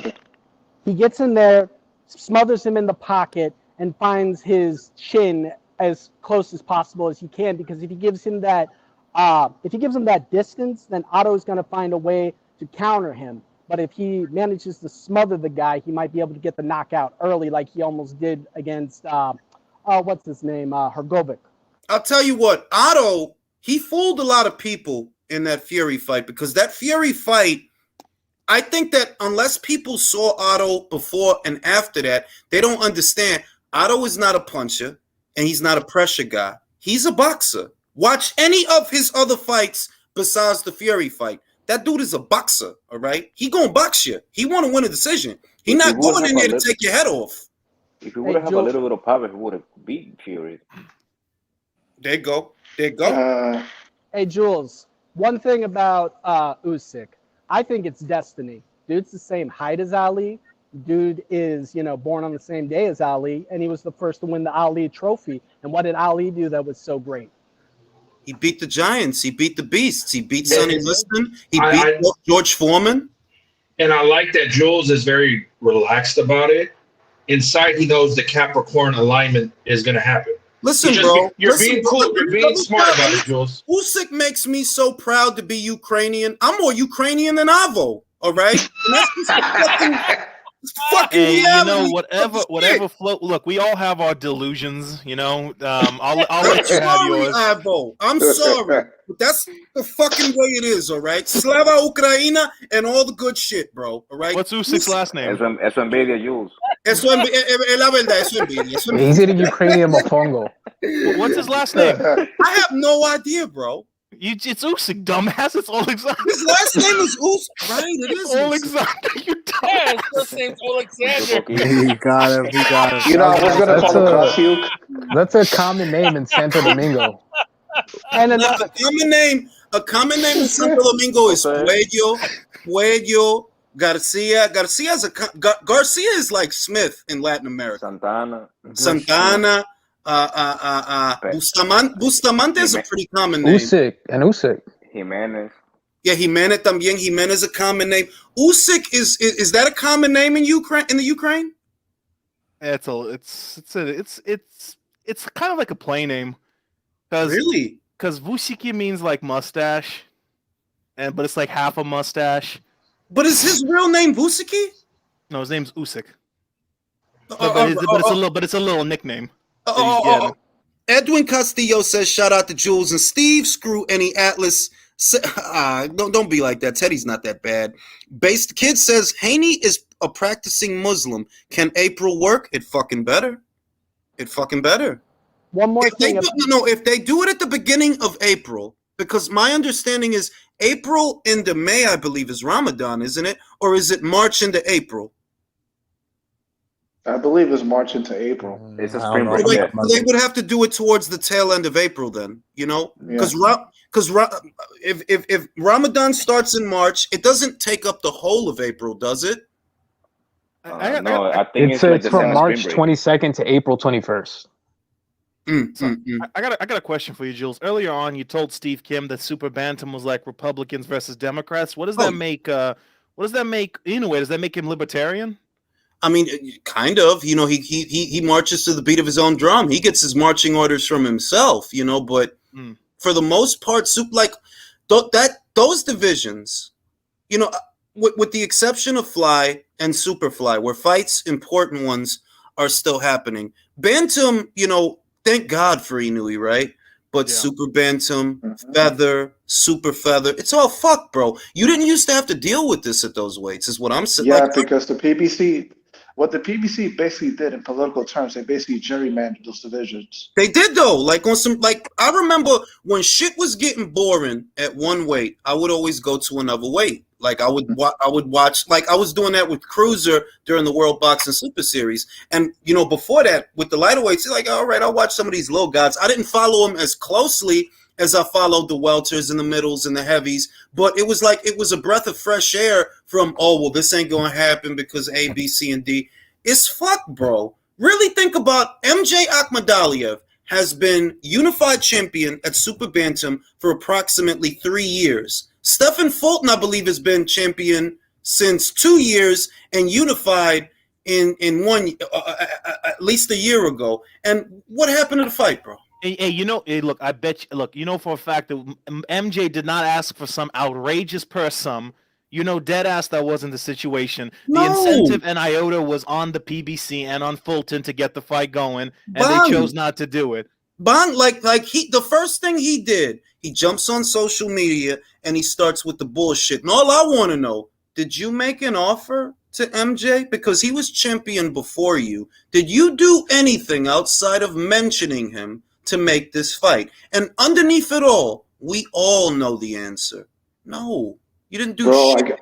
Jules, I got to tell you, man, these protection programs, they're getting very sophisticated now because you see the diva shit is seeping down into the lower weight classes. Yeah, but you see that immediately, almost immediately, people are hip now because he started, he took to his social media essentially on Instagram because he was getting cooked on Twitter. He was getting cooked on Twitter. So it's like they're not going for it and they're not falling for it. This is not about to devolve into another Crawford and Spence thing because we're already fed up with that we're not going to sit around arguing about Inoue and no, bro. You're the fucking one who's leaving. You spent a year talking about these people so that as soon as shit's about to hit the fan, what do? You fucking leave. And everybody knows why, bro. Everybody knew he was going to beat Butler. And everybody knew what's he going to do right after that. He's going to move up. Everybody knew that. Before he fucking beat Paul Butler, everybody knew that. So what do? Oh, I'm getting out of here, bro. I got to fight Brandon again. But he had the nerve to be the one to call out Inoue like Charlo did Benavidez. Bang. Like we was going to forget that shit. Bang. He literally the one that started. He knew he was not thinking about that man. He said in 2021 of last year in June, he starts talking about MJ, which was expected. I didn't hold it against him. But he started talking about Inoue. I'm like, all right, bro. So imagine the hilarity. Anime or some shit, man. So imagine the hilarity when Inoue eventually moves up because there's one or two options. You either fights Fulton or Fulton vacates the belt. So imagine how funny it's going to be when Inoue moves up, gets that belt because he'll get it probably.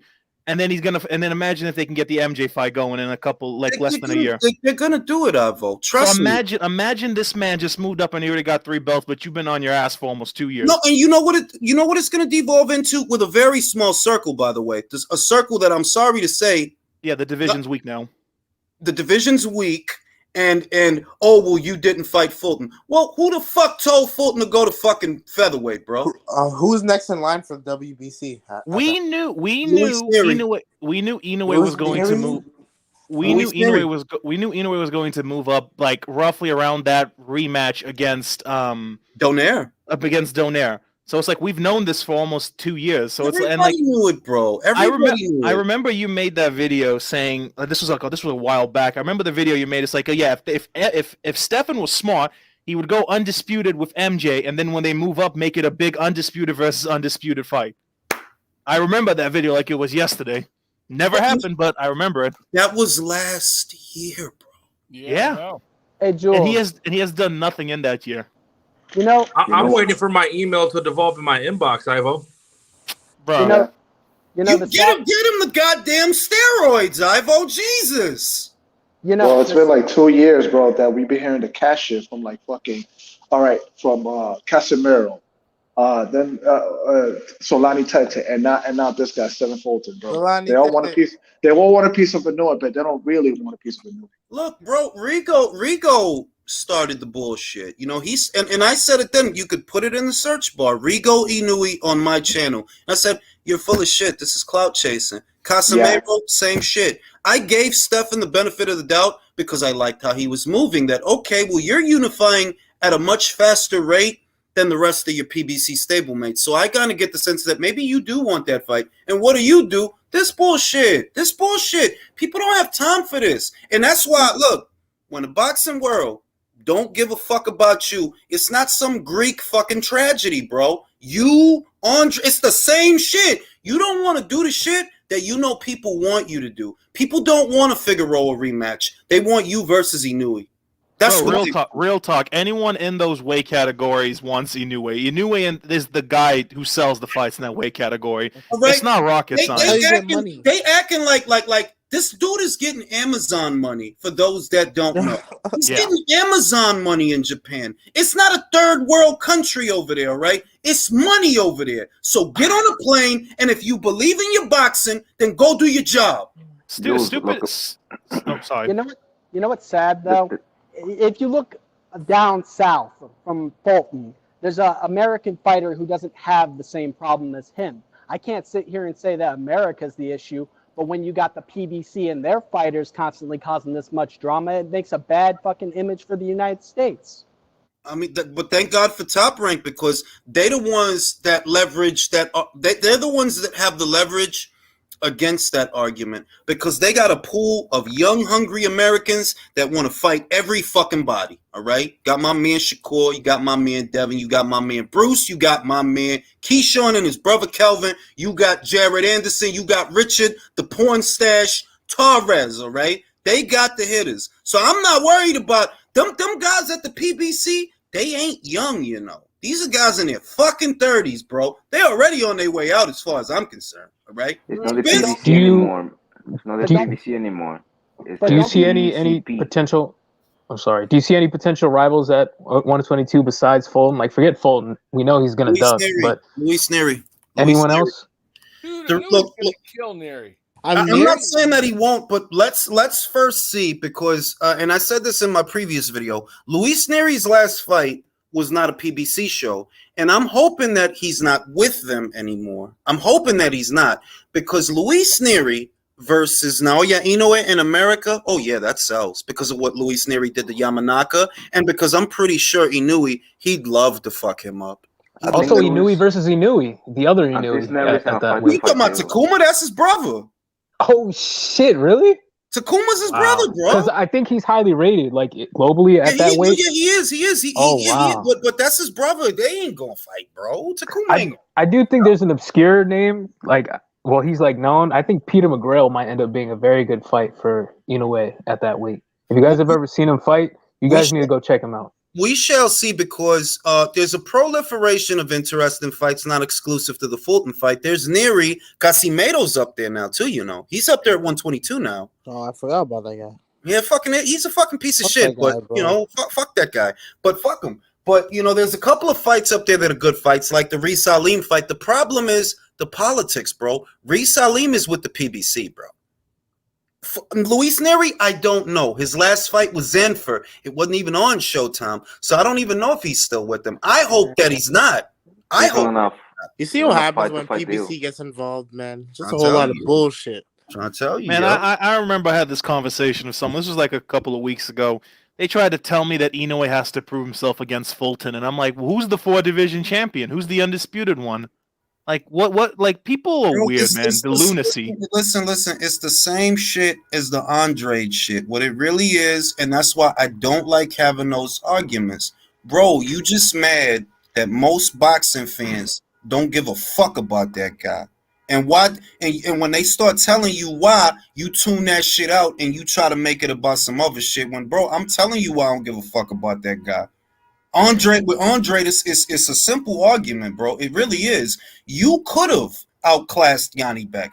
You chose not to fight him. Didn't I say, all right. If you fight Parker, we square, bro. We square. Nah, you let somebody else go in there and fight Parker, right? They beat him.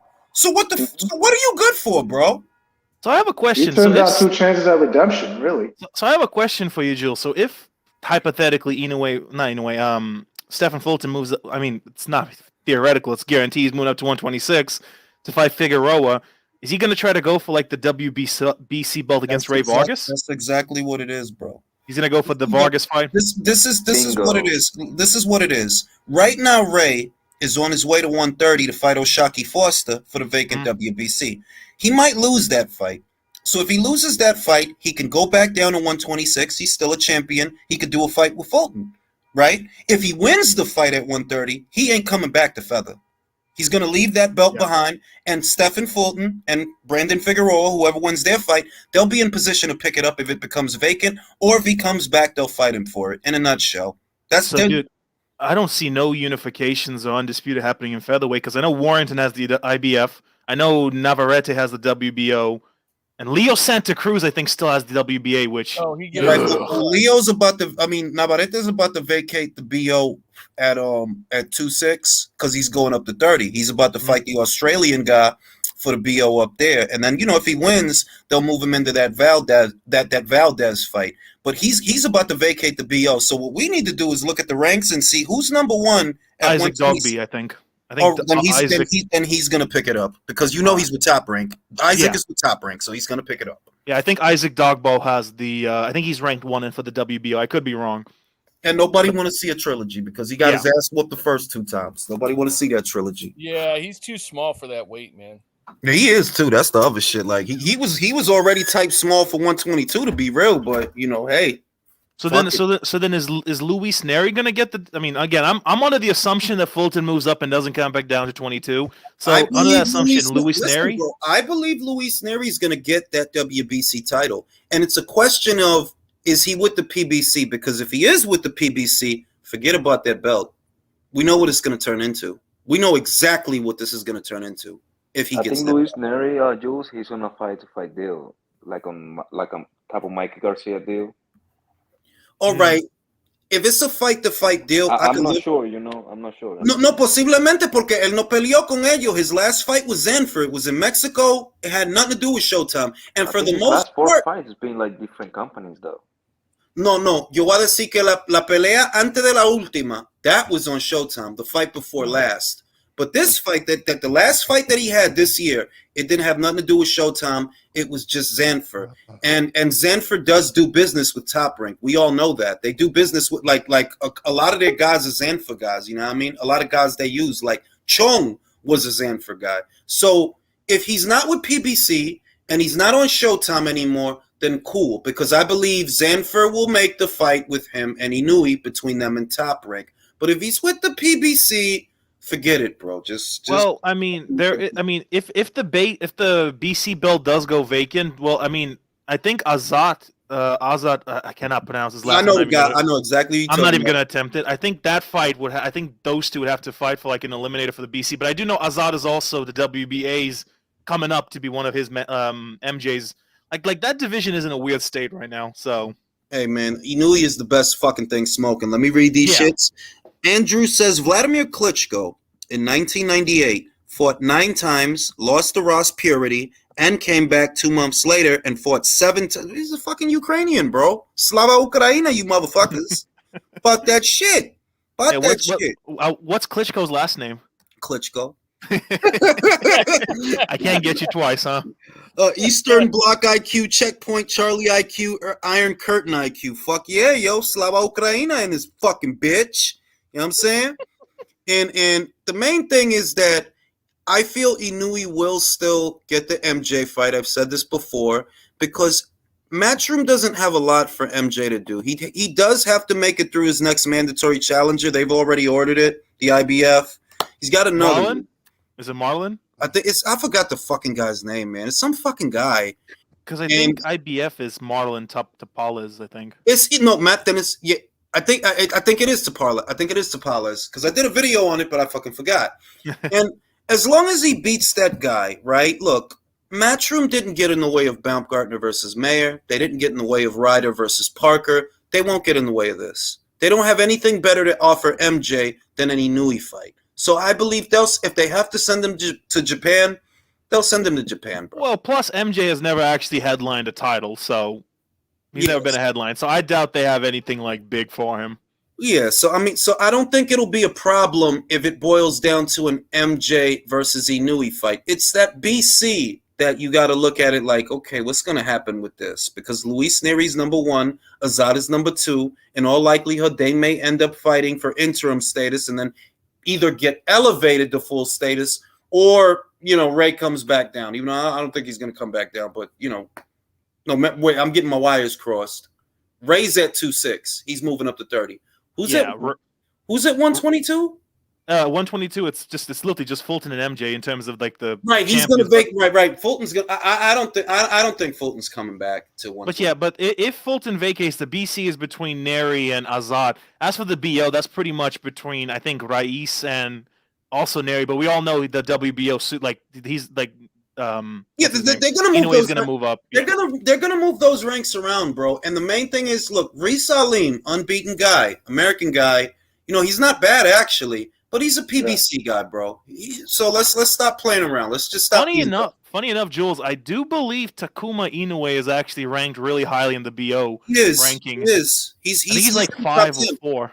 Yeah, but he knew he's gonna fight his brother, bro. No, that's unrealistic. I don't see that happening. Yeah, I mean, so you know, I wonder what the situation is gonna be because Reece Salim, I believe, is number 1 right now in the BO. He's not mandatory, obviously. Inoue is, but who will Inoue end up fighting for? You know, when he gets up there, I don't think it's gonna be Reece Salim. I don't. It's a PBC guy.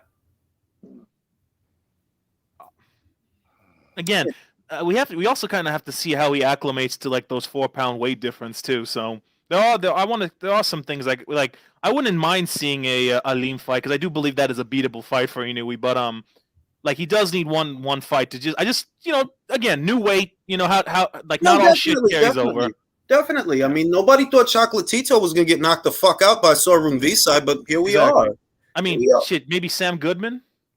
Shit. Napoli says it'll be Robisi Ramirez versus Isaac Dogbay for the WBO. Robisi is number 3. Yep. Top ranked fighter. That all the boxes tick off. He's in the top 5. He's a top ranked fighter. All the boxes tick off.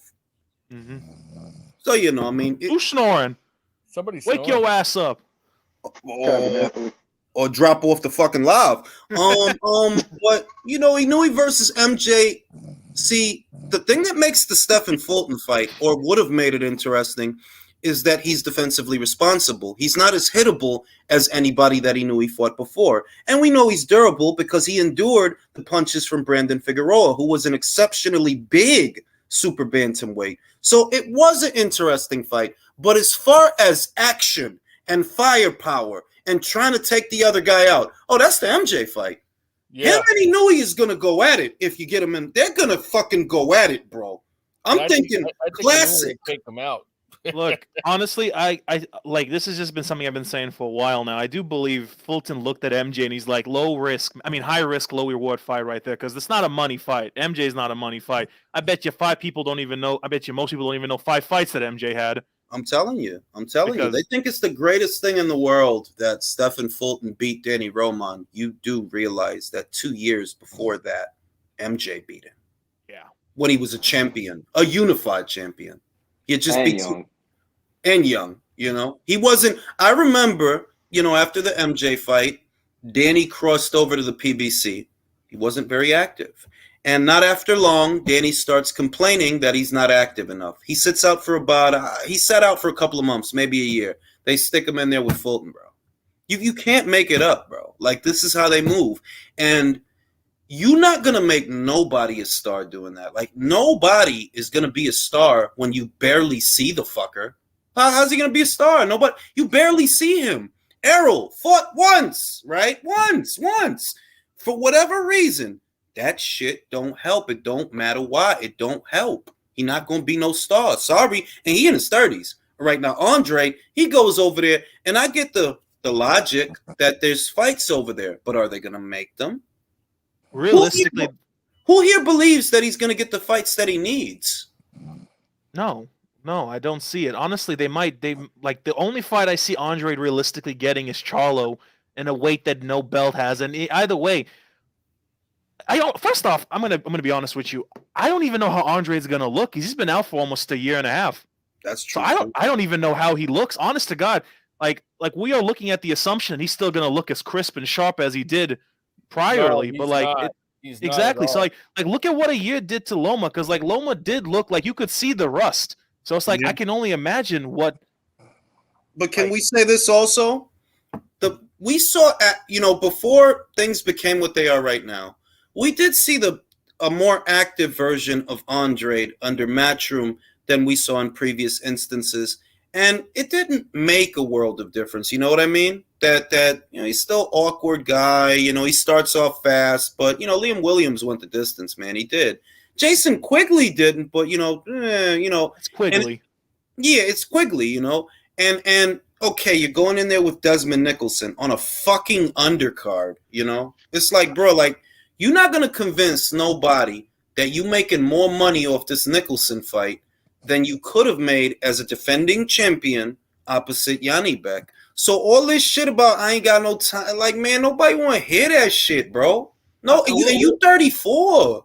I will also say hindsight is always 20/20. Like, oh yeah, like obviously I would have beat him. Did you see how he looked? But in the moment, you didn't choose to fight him. You didn't choose to fight Yanni Beck or Parker. And it goes back to what Beats said, that you let the Denzel Bentley guy go in there, and he's the one who made him look human, not you. So don't start talking about the guy after Denzel did the work, after Denzel put in the work. Oh, now you want to talk about the guy. Who Mike is that? You also don't get a moral victory because Parker lost because you didn't beat Parker. And these are two fights that not only he could have had, but maybe he would have won. And either one of those scalps is better than the scalp of Desmond Nicholson. Well, no. Better yet, any of those scalps is better than sitting out this entire year of 2022. Okay, I gotta find out who the fuck is snoring because someone sleepy. Someone needs a sleep apnea mask for sure. Yeah, man, don't join the chat and then pass the fuck out. Well, yeah, I mean we're not watching Devin. My answer to that is in the private chat. I think I know who it is. I ain't gonna say though. I mean, we're not watching a Devin Haney fight. You don't gotta go to sleep just yet. I can tell you that. Nah, because he's not in the chat, bro. He's not in the chat. Watching Frank Sanchez. Probably. But when you look at Andre, that's why the quality of opposition matters, because you could be out there like Munguia and just kick cans all day. Even talking about Andre puts people to sleep. Right. because I think what aggravates me the most about Andre is the way that people try to talk him up. Obviously the Canelo stuff and all this stuff, and I'm like, it's so fake, in other words, because, bro, you're not a boxing fan, all right? You can't be a boxing fan and be this enamored with Andre of all fucking people. That makes no sense, bro. I'm so like, what big fight? What signature fight? What signature performance? He didn't even fight this year. But you telling me you more high on him than Canelo?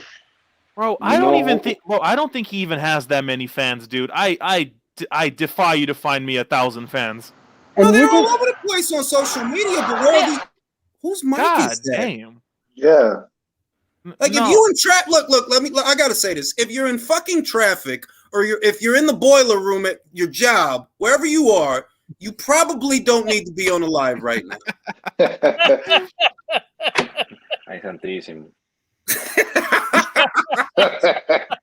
No, but look. You see, social media again. Like we've discussed this multiple times. It's not a realistic measurement of his fans because more realistically speaking, like how many of them actually love Andre and how many of them just hate Canelo Alvarez? That is the real question you should ask. No, and that's look, Golovkin, for all his faults, and I do agree that he should have fought Andre. I would have appreciated that fight, but you're always mad at these guys that are doing more than the fucking fucknuts that you like. You know what I mean? Like, Charlo didn't fight this year, right? Andre didn't fight this year. And these are the two guys that you're going to be high on? The guys that didn't fight. And when they do fight, who the fuck are they fighting, dog? Dude, they're not even fighting each other! The moment you told me that Charlo might run him back with Selecki, oh my goodness, bro. I had damn near had an aneurysm, Jules. Bro, I heard from a very reliable source that the fight is made and it's going to go down in the first quarter of next year. That's what I was told. And I believe it because they were right about other things. So, yeah, I believe it. I hope not. But think about it. Look at the guy that's in line to fight him, Carlos Adames. Is that the kind of guy that you fight when you just sat out for a year? No. He'll badly more than Ni jugando. So ponlo tú, él no va a pelear con he's not going to fight Adames. I'm telling y'all that right now. He's not going to fight that man. What's going to happen, what I believe is going to happen, is he'll fight the Sulietsky guy and then he'll move up, right?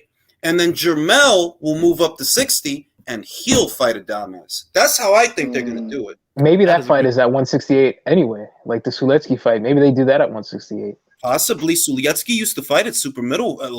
Intermittently, he did used to fight up there. He's fought up there before, I think. Look, honestly, I don't like. Honestly, I kind of have to look at it like this. Like, I would imagine it's difficult for someone like Charlo or Andre to have sat out an entire year, almost 2 for Charlo's case, to make 160. Yeah, they're big. They're big. And he's not a young, he's not like some young 20-something guy. He's in his fucking 30s, bro. And man, if that's the plan, then I really do feel bad for Adames because he's getting the wrong Charlo. He should be fighting the less productive one. And because that fight against Jermell, he'll lose that one.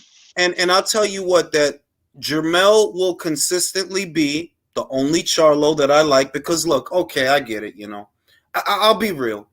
I like Charlo versus Adames as a fight a lot more than I like Charlo versus Zoo as a fight. Adames is ready, bro. He's ready to fight for a title. The fear is that they'll shelf Adames waiting for Jermell to move up. I'll be surprised if Carlos gets the fight next year. I really would be. I think they're going to do to him what they did to Danny Roman and what they did to Tuxak Niambiar. They're going to shelf him. They're going to leave him sitting out. He won't fight. And then as soon as Jermell moves up to 60, then he'll get the call. I should call Carlos and tell him that. Because that's literally what I think they're going to do. They're going to fuck him. They're going to fuck him. If the goal is to fight for a title, well, you don't want to be sitting out for a fucking year. And that's literally what I think they're going to do. They're going to shelf him. If they did it to Stanionis, poor Broadway Joe. He's probably heartbroken. Oh, I mean, that's why I don't get attached, bro. I'm Dominican too, but I don't get attached, bro. Like he like if Hector get knocked out, bro, then what, bro? I don't want Hector to get knocked out, but if he do, I mean, realistically, man, honestly, if I was in the PBC shoes, just feed Charlo to Adames. I mean, the older one, not the one who's gonna actually fight. Just like realistically, he doesn't have that many fans. Listen, bro. I get it. I get it. It's if it's some business shit, if I'm Al Heyman, I give Charlo an ultimatum. You're either gonna move up and fight the winner of Plant versus Benavidez, or you can go. You can go out there, get whatever anybody's willing to offer you, but we're done because we can't use you. We can't use you. If you don't have any fans, you don't have fans. You don't sell tickets. Like, you don't have fans, bro. Like, that bullshit on social media, that doesn't count. If people are not paying to see you, I'll give you money to fight the winner of that fight. I'll give you money. I'll give you, 2-3 mil. Maybe we put it on pay-per-view, But we need to get a star out of this. And that's what the PBC doesn't do that Top Rank does do. They are willing to feed one guy to another guy. They fed Jermaine Ortiz to Lomachenko. That was a sink-or-swim fight, and people don't realize that was a sink-or-swim fight. Unbeaten up-and-comer, biggest fight he's ever been in. He's never fought 12 rounds before, but Lomachenko is older and smaller and less active. Sink-or-swim time, boys. Right? That's what the fuck that was. And at the PBC, you cannot coddle them all and get a star. Somebody has to lose, bro. It's the name of the game. Again, you gotta lose. Again, honestly, because it's like what it is. It's like instead of just protecting these fighters, man, you got to know how good they are. It's all about trial and error.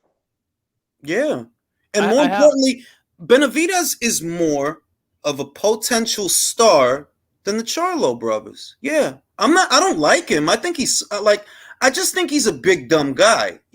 A big dumb, scary looking guy. To some guys, but. If you see that he has the potential, or at least more potential than any of your other guys that are around these weights that maybe cross over, okay, it's time to put up a shut up. You got to do something. You won't make him a star fighting David Lemieux. Okay? I mean, realistically speaking, the only reason that David Benavidez is this quote-unquote titular monster is because it's like the one guy who Canelo didn't fight. That's why. It's the one guy who he didn't fight. That and Charlo ducked him. The reputation that David got as a quote-unquote boogeyman, it doesn't actually pertain to Canelo or anyone else. It pertains to Charlo, because who avoided him? Charlo. You called him out in 2020. In March of 2020, you said you're going to move up, and you said that if Anthony Durrell don't get him, you'll knock him out. That's what he said, word for word, in 2020. And, a lot of people got excited about that. They start up with their shit. They literally watched you make excuse after it. Oh, he's only 25. Oh, he ain't got a COVID shot. They watched you run behind the security guard. They watched you do that. Yep. That's embarrassing, man. I mean, how could you do that on live TV? The internet don't lie, bro. Yeah, you look like a bitch, straight up. It doesn't lie, and it's undefeated. Bro, I'm just saying. It's only Lions only. Lions only, bro. And he's another PBC fighter who fights time a year. Behind my back, behind security. Yeah, they should just cut their losses with Charlo. Like, they could possibly co-promote a big fight with Adames and Munguia, because Adames hates that motherfucker, and that would be a great fight. Look, I think Adames is peaking, and that's why they're going to shelve him. He's dangerous. Like, no cap. Adames is a legitimate world-class contender right now. What he did to Montiel, that's what's supposed to happen. That's exactly what's supposed to. He went in there, beat the shit out of him real fast, went home, ate some mango. Easy peasy. We ain't supposed to still be here in the 6th, in the 7th, in the 8th, in the 9th, in the 10th, in the 11th. No, not with no fucking Juan Montiel. No, not if you world class. Also what happened to Charlo is just also it's no good matches for him like right now, because he needs opponents that don't move a lot.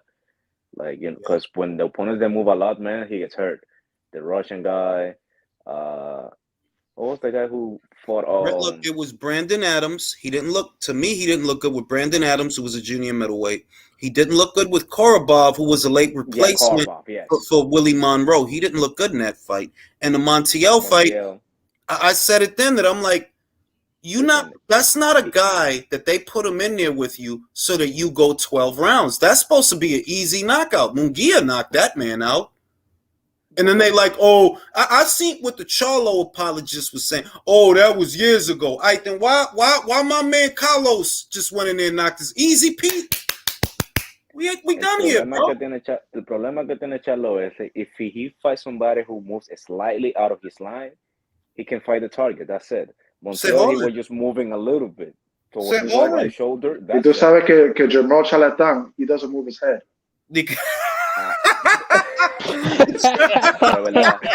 That's what he is, a charlatan. Charlatan. I have not heard that word in a long time, dog. Jermel Charlatan. C'est fatal. Yo, big. No, pero no la verdad. Eso es lo que es. He's a fucking charlatan, bro. Like, look, man, you can't sell this dream that, he'd beat Golovkin. Yeah, he'd beat... Bro, you out here in the 12th getting pieced up by Juan Montiel. Like, he's thinking about all the fans that are telling him all these hypothetical matchups. He's going to win. And meanwhile, he's getting his ears back boxed. One of the guys in the comments says that we watch him put 2 obstacles in front of his call-outs if they're willing to come down to 160 and come to Houston. Like, bro. You just got to get the security. If you finish first on Ninja Warrior, then you might be able to get the contract. Yeah. You got to beat. Listen, this is what you got to do. Check the list. You got to beat Mike Tyson's Punch Out 2 times in 1 week. Then you got to play Final Fantasy VII and get everybody to level 100. Then you got to fight all the Aeons. You got to get all the crystals. And then after that, you got to get 3 COVID shots. All right. Yeah. Don't forget to collect the 7 Dragon Balls. like he put out a whole. I never heard somebody say that and really get like, yo, you too young. You 24. What? What sport is this, bro? But you gotta understand. You guys gotta understand. But I want to unify. I want to get Golovkin in the ring. Bro, I want to get to Houston. Gotta get him to Houston. What did you do that? I want to fight Bevo at 175. Houston, like he's the A side. Like he's the A side. That's hilarious. That's it, bro. The man was part of 2 fights that brought in a little over $1 million pay-per-view buys. He's clearly out of your pay scale, and you're telling him he has to come to Houston Like what fucking drugs are you on? But you bro? got to remember, Beevil has to come that down to syrup. 160 He's to off fight that him Houston to go syrup. for all the belts. Remember, all the belts at 160. The funny thing is, though, he was actually an OG email champion, bro. Bruh, he's like a super senior. You know when you were in high school, you see like motherfucker got a whole beard. No, that's Tank. That's Tank. No, that is a is super Tank. senior. That is Tank though. Like on some like if anybody's a super senior in boxing, it's Gervonta Davis. Like, bro, how many times you got left back? You must have got left back like 3 times. He's a senior prospect. Bro, every time I hear him talk, he pisses me off because he sounds so fucking retarded. Bruh. But on some look when Maul, that was Maul that went up to B-Ball, right? That was Maul. Yeah, that was Mr. Houston.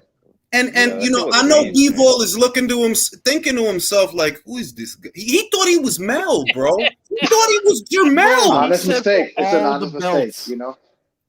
Like, bro.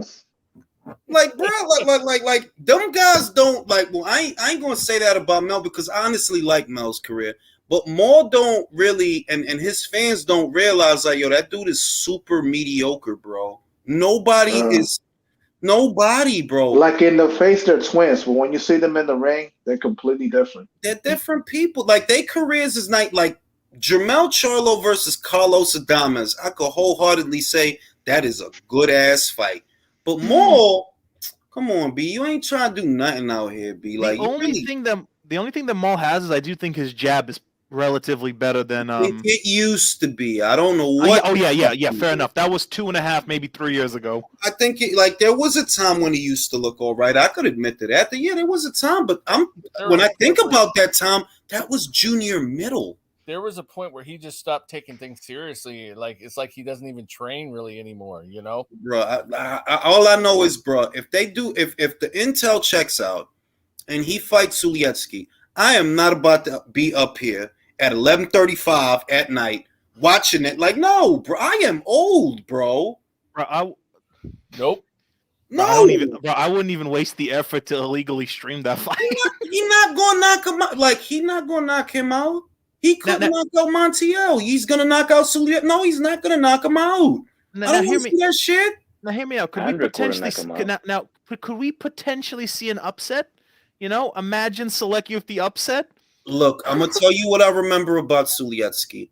This is Sulietsky's problem, and it's just, you know, the European style. He doesn't really move his torso, so his way of getting out of range is to beat his feet.